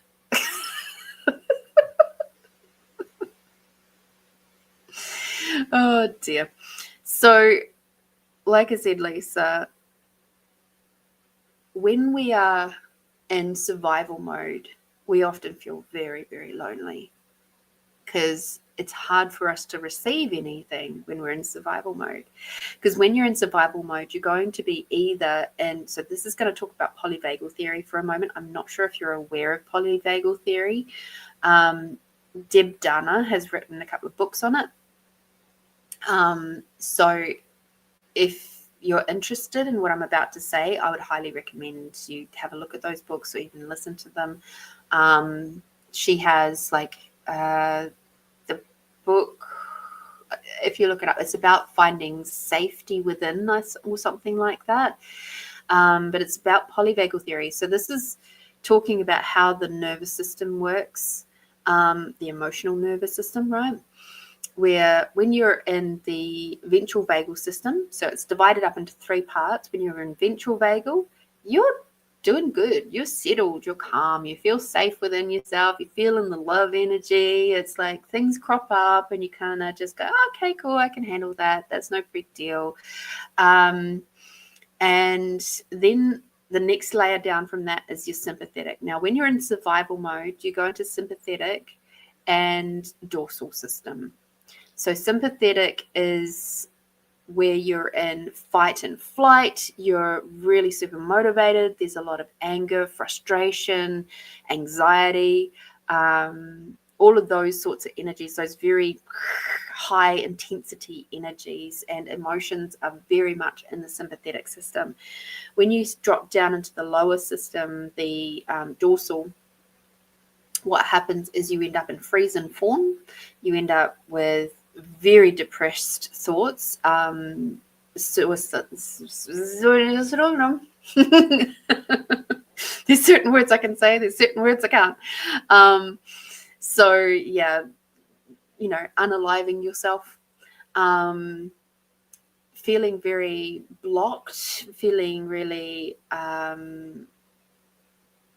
like just not being able to cope with the world. And you can see when somebody's in dorsal because they won't make eye contact at all. And this isn't a spectrum thing. It's an internal psychology thing. And because it's very difficult to make eye contact with someone when, even yourself, they won't even look at themselves in the mirror. And that's why mirror work is actually very potent. Doing soul gazing with someone, fuck, that's challenging, right? But even just doing it with yourself, if you're in that place of survival mode, even being able to look into the mirror, being like, what would that be, about a foot away from the mirror, and looking right into your eyes, and obviously switching eyes because it's very difficult to look into the eyes, and just saying, I love you. I love you, I love you, I love you, and spend 1 minute saying I love you out loud. Whew. That's tough. Even somebody who's in sympathetic finds it tricky because their body just wants to get up and moving. They just want to keep go. Like, I don't have time. I don't have a minute.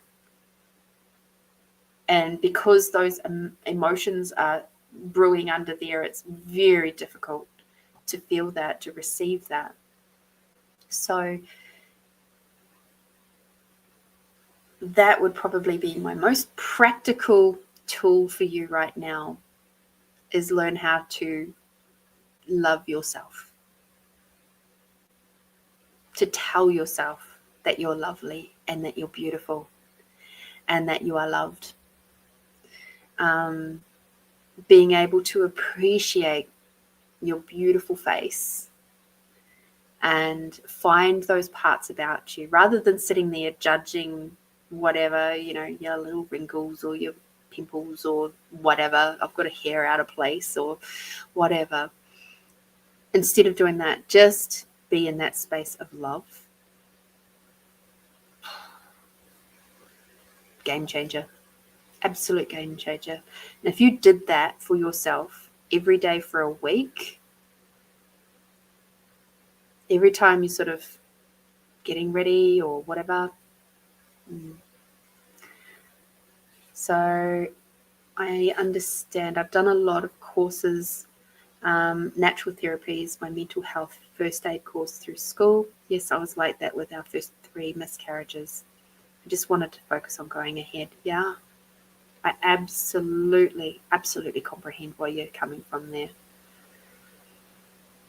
I've been through 2 pregnancy losses myself, so I get it. It's difficult, and trying to find that place within where everything is going to be okay. And when we're in survival mode, quite often what we're trying to do, weirdly, is look for someone else to provide that for us, but at the same time we're pushing away. We're doing like our own push and pull. I call it the arsonist firefighter. I love a good analogy. And being the arsonist firefighter of your own life. So we push people away because having them close is too scary. But at the same time, we yell at them and scream at them and get resentful because they've moved away, because they're not doing things, they're not coming forward and helping out. So you create the problem and then you put out the problem by then going and doing the thing yourself. It's a really fucked up mental thing that we do. It's awesome. So when you catch yourself doing that sort of stuff, pause. When you go to the bathroom, you can spend a minute looking in the mirror. When you're doing your hair or whatever, spend a minute. And if a minute's too hard, do 30 seconds. Set a timer on your phone. But you'll get there. Because it's all about coming back to love. And that's what being in the 4D is about as well. It's this part of being so in our feelings right now. We can't escape from all that old trauma anymore. It's all bubbling up. It's all doing its thing. It's lovely. Absolutely lovely. So I'm very proud of you for working with Tamara and continuing to do, that, because we all need someone to have a little bit of like extra support with, either like I do. I have somebody that I see monthly and, we have a bit of like a mentoring type relationship, and it's beautiful. And I'm really glad I have that. It took me a long time to get there because up until this point, I was quite often having energy healing swaps and we would kind of counsel each other as we went along. And now I was just ready to do something slightly different. So yeah. Oh, that would be so lovely to work with you too, Lisa. That would be really cool. So yeah, yay. But yes, I've given you quite a few resources there that you can start to play with if you would like. And that's my goal with this show, is like pick them up and run with them or not. It's up to you. Come to me for a session. Scrolling across the bottom there.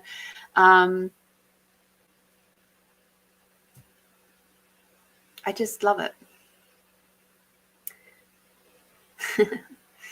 So yeah, thank you, Lisa, for coming to play. Thank you for enjoying my poetry book. That was lovely.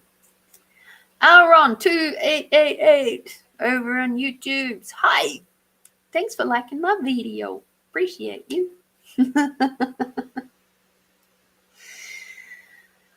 Okay, so we are at the point now of doing our meditation. So let me just have... I don't know where this has come from tonight, but apparently we're phoning people. We're hanging 10. We're going with the flow. I'm so old school.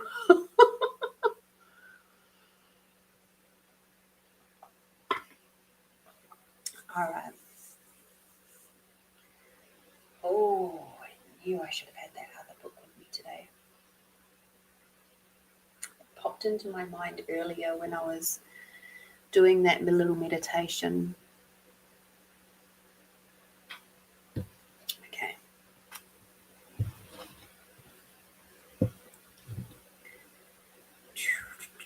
Let me just remove that banner from the bottom. Da, da, da, da, da. Awesome.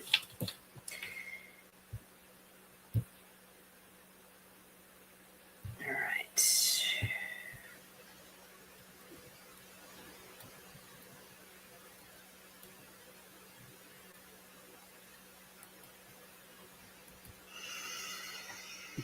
All right. We are going to work with... Oh, you're all into a treat tonight. Wow.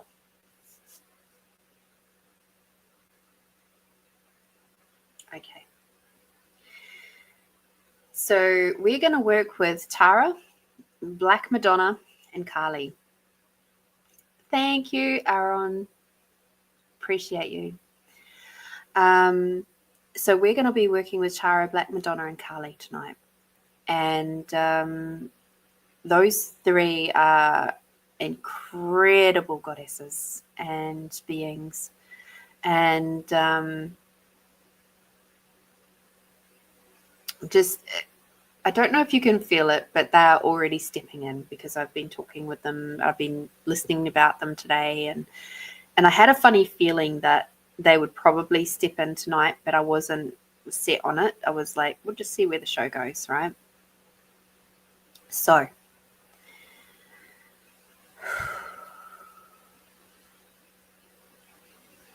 we are going to do a lovely meditation with Tara, Black Madonna, and Kali.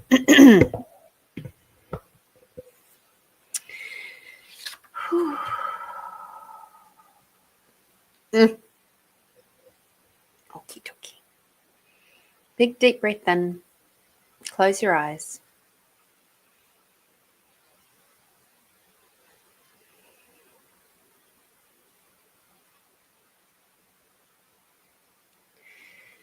Now I think we're going to go... No, think about it.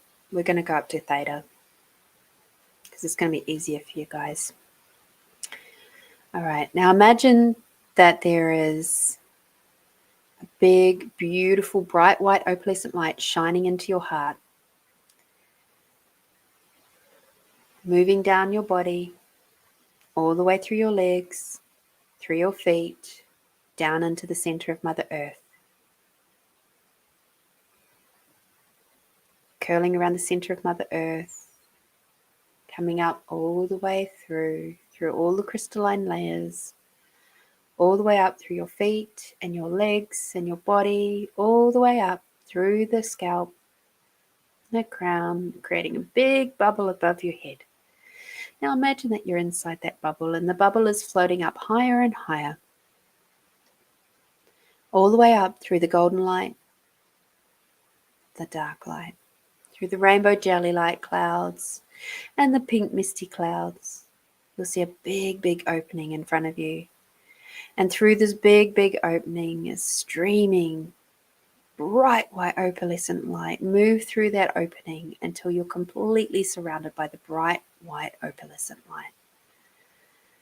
It might feel like you're standing underneath the sun, and the sun's warm rays of unconditional love are shining down all over you.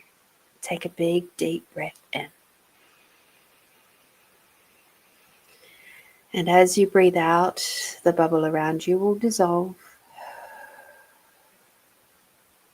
Taking another big, deep breath in, bringing that unconditional love through every cell and molecule of your body.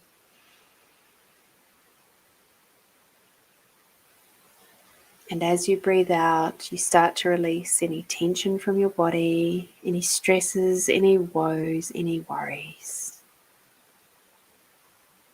Beautiful.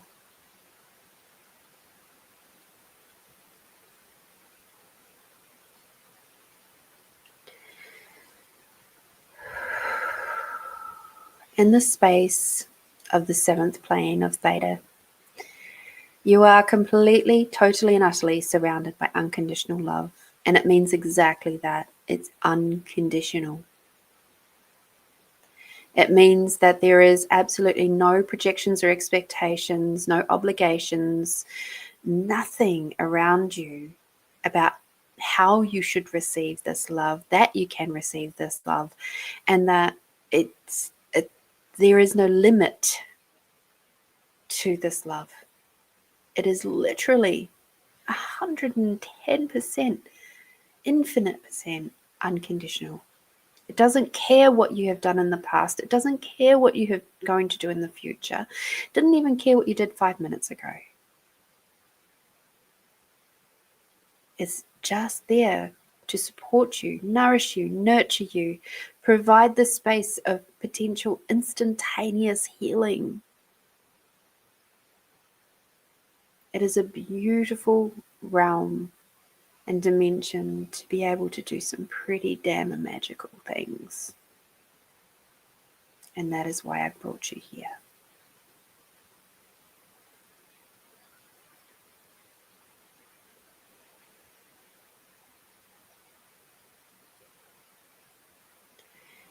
And now we're going to call on the beautiful goddesses of Tara, Black Madonna, and Kali. You will see them around you. You may even see some of them in multiple forms. And if that's how it is for you, that's cool. Let it roll. But you'll be in the center. And these beautiful goddesses, these potent and very powerful goddesses, are around you right now.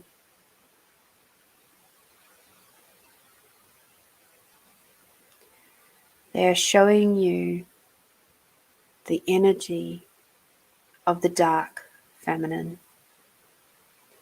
Dark does not mean evil. Dark is about potency. Dark is about showing you how to use your emotions, all of them, to achieve amazing things.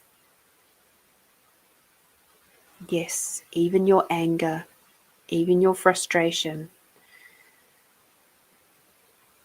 all of those things are very, very potent energies. They get a lot done.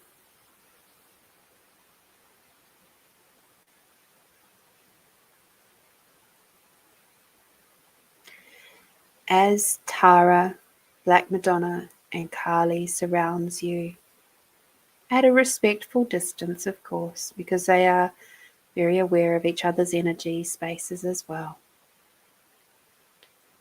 I'd like you to look at each one in turn as we say, give thanks for them blessing us with their presence tonight.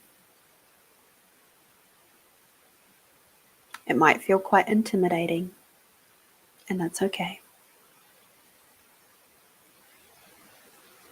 And Tara is now looking at you.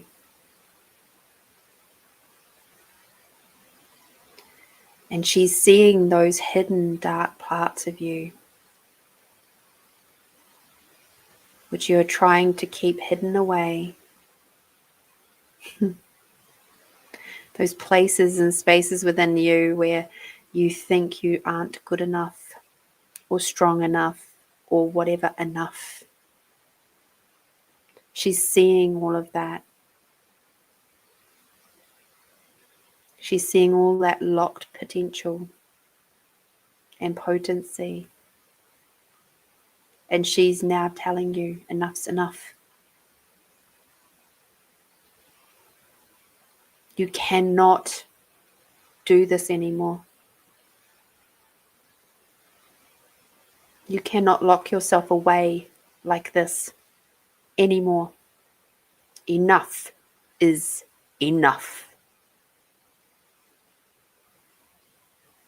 She places one finger on your third eye.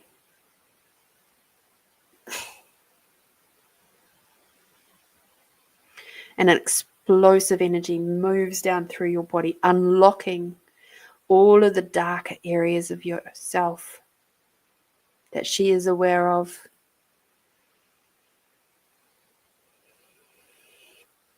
Allowing that potency to finally move through your body. Empowering you.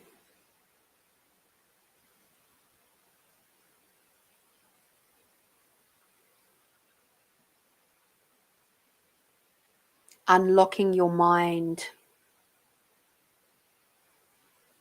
from all of the spaces and places, the beliefs and the points of views that have held you captive for all this time throughout all the generations and the feminine, female generations that you have picked up.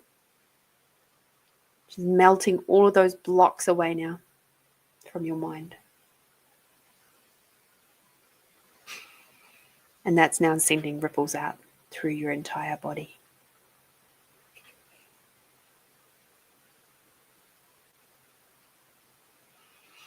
Take a big deep breath in. As Tara stands back. And she smiles.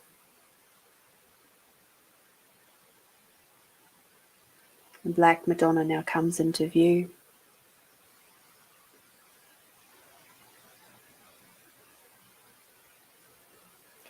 She now sees all the ways that you have locked your heart away.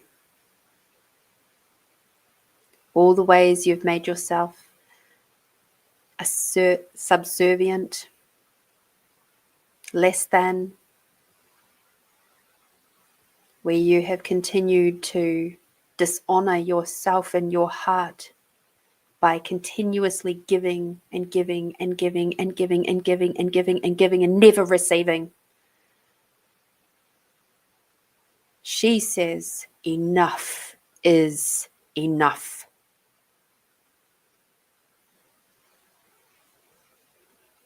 You must receive. For how can you continue to be a contribution to this beautiful planet if you refuse to fill up your cup? Enough is enough. She reaches out and places one finger on your heart space.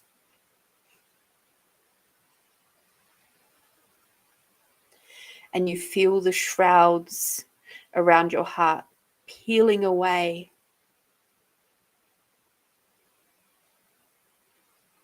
like a layers of an onion,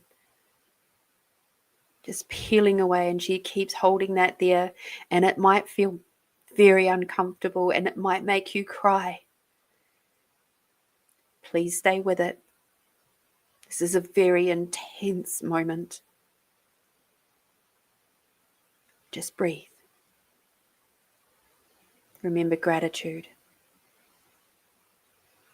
And as each of those layers falls away, these are your points of views, your belief systems, the things that your ego has put in place to try and keep you safe. But it wasn't a boundary, it was a barrier.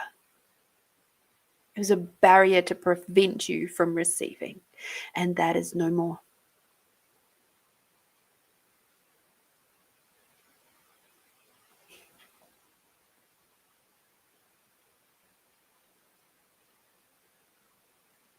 And as the last of those layers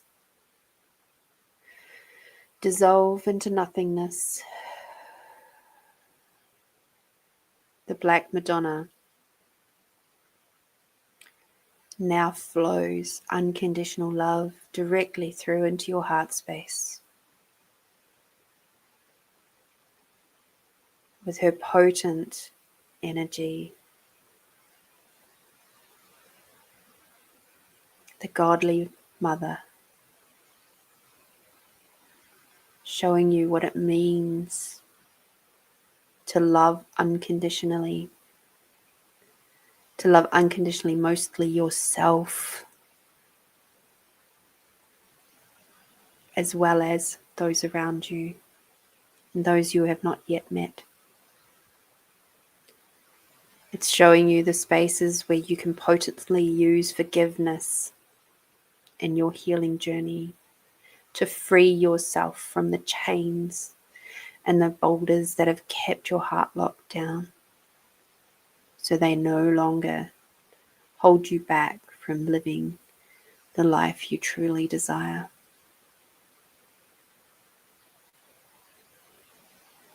She brings you the lightness and shows you how to use the potency of your heart, including anger and rage and frustration, fiery energies, to get things done.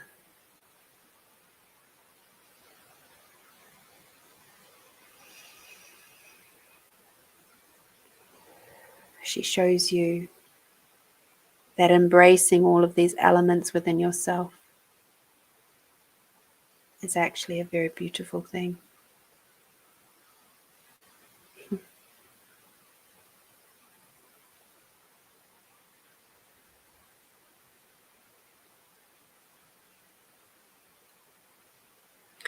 And now she steps away,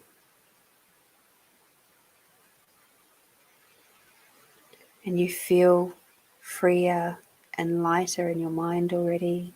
You feel freer and lighter in your heart space. And now, beautiful Kali, with her many arms and her tongue, moves up to you.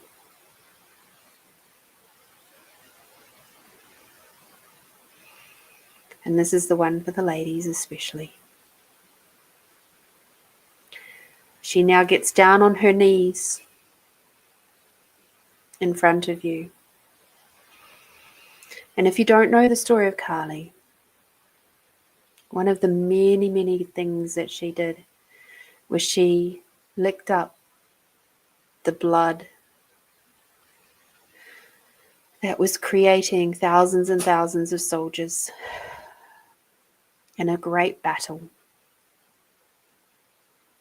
It is one of her many talents of basically being able to take away, lick up all the pain and the shock and the trauma and the horror and the awful things that have held you captive, and being your little mini demons. It's part of her gift.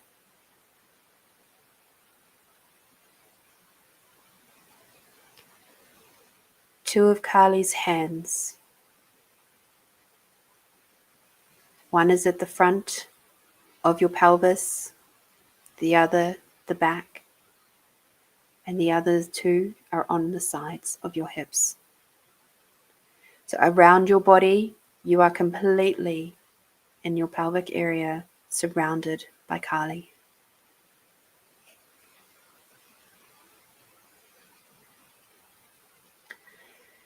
She is now commanding you to finally release all the shock, trauma, and heartache that is keeping you from truly embracing your divine feminine energy, your divine feminine intuition, your potency as a freaking goddess. For you are a goddess in your own right. You just forgot. And she's here to remind you. You have the power within your body to literally create miracles. That makes you a goddess.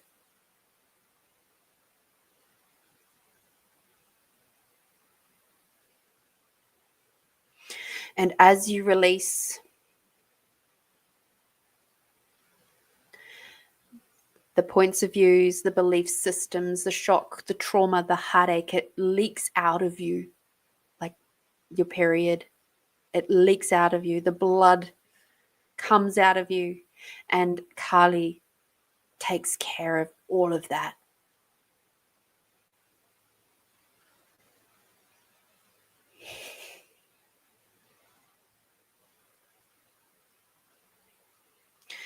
She takes care of all of those internal demons, all the places and spaces, all the cells and molecules where you have ever been hurt, traumatized, abused, disregarded.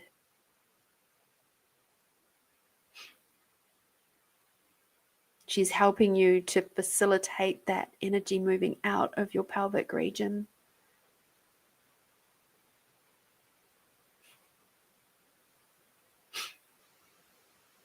From the moment you were born through to this very day.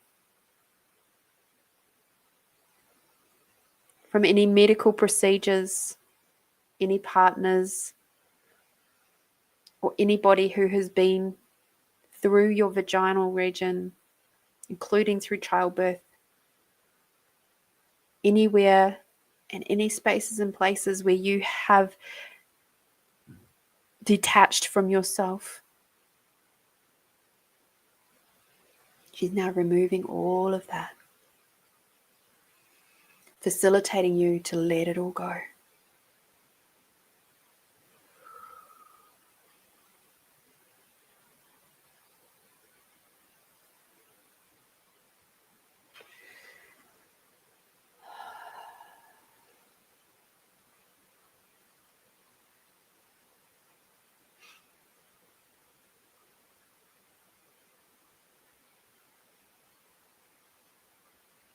And now Kali changes color.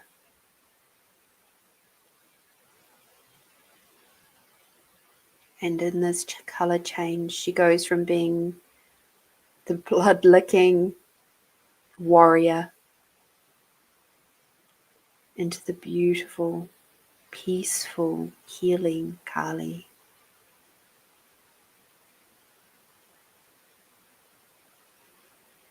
The gorgeous goddess that is not only about the death process, she's also about giving life.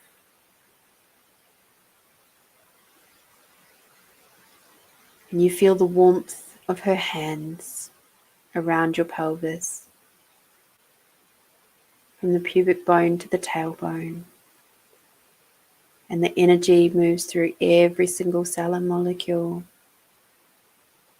through all of your reproductive organs, from the inside all the way through to the very depths of your pelvic region, through the bones, the ligaments, the soft tissue.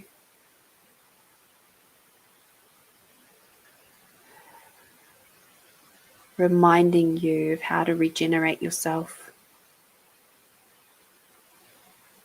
reminding you of your divine intuition, reminding you of how to tap into your desires, your dreams, your most delicious life possible.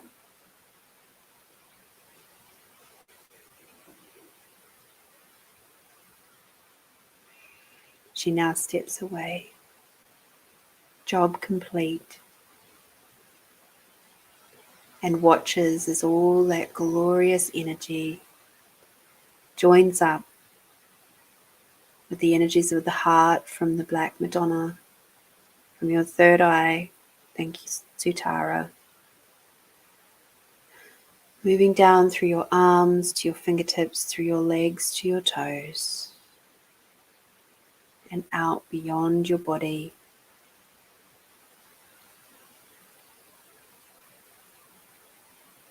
The energies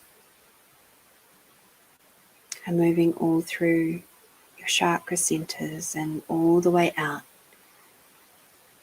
through your auric fields, where you feel it rippling and bubbling and just being gorgeous.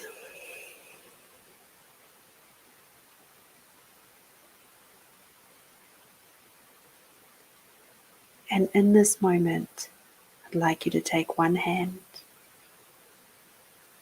and feel your face. Run your fingers lightly over your cheek and your chin, down your throat, through your chest. Feel your heart. Feel how different it feels now. Move down your belly, down your legs. Just feel how much more empowered and confident you feel. Let your arms and hands move around your body, enjoying the sensation of being balanced and centered within yourself.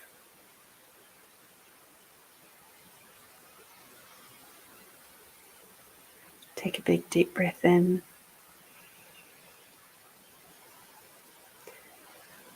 And out.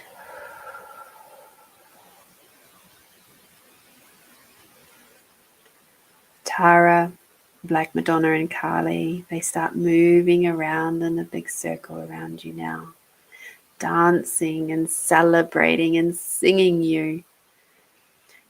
your praises, enjoying being with you and helping you and facilitating these energies with you, welcoming you in to this new version of you, the beautiful goddess version of you.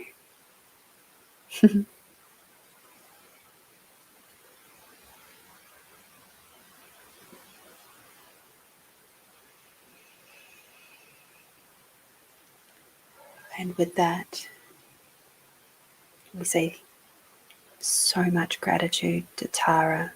Thank you. Thank you, thank you, thank you. It is done, it is done, it is done. To Black Madonna, thank you, thank you, thank you. It is done, it is done, it is done. So much gratitude. And finally to Kali, you most gorgeous warrior, death and life. Thank you. So much gratitude. Thank you, thank you, thank you.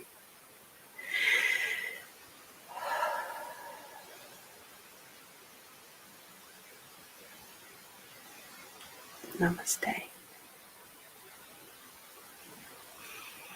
Big breath in. And place hands on heart. And we say thank you, thank you, thank you as the beautiful goddesses disappear. And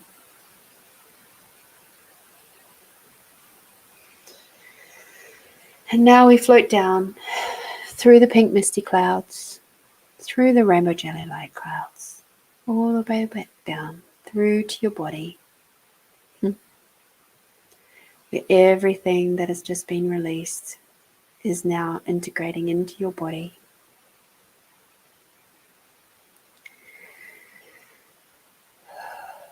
And now imagine that you're standing underneath a big, beautiful waterfall, and the crystalline waterfall is flowing over and through your body and just washing away any other little fragments that are ready to go now. Just soothing and reinvigorating your cells and molecules. And now stepping out onto a big, warm river rock, you feel the warmth of Mother Earth underneath your feet. Taking a big, deep breath in. And breathing out.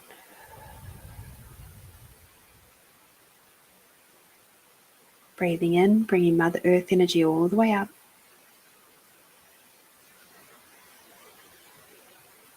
Breathing out, bringing Father Sky energy all the way down. Breathing in, bringing Mother Earth energy and the unconditional love all the way up.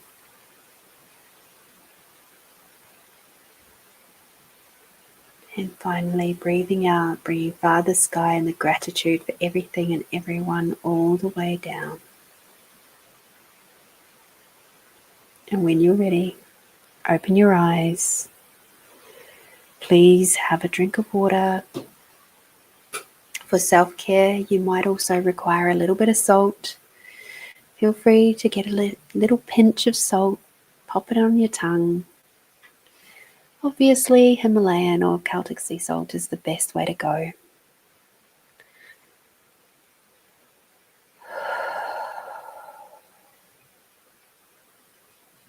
Over this next 24 to 48 hours, be kind and gentle on yourself. You might feel quite tired now.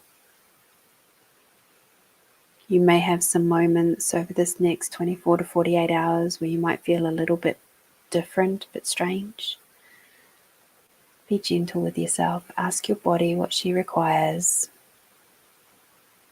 Okay. Until I see you next time, get out there. Do something tasty for yourself. And until then, be bold, be brave, and be you, my beautiful friends. We'll see you soon. Bye-bye.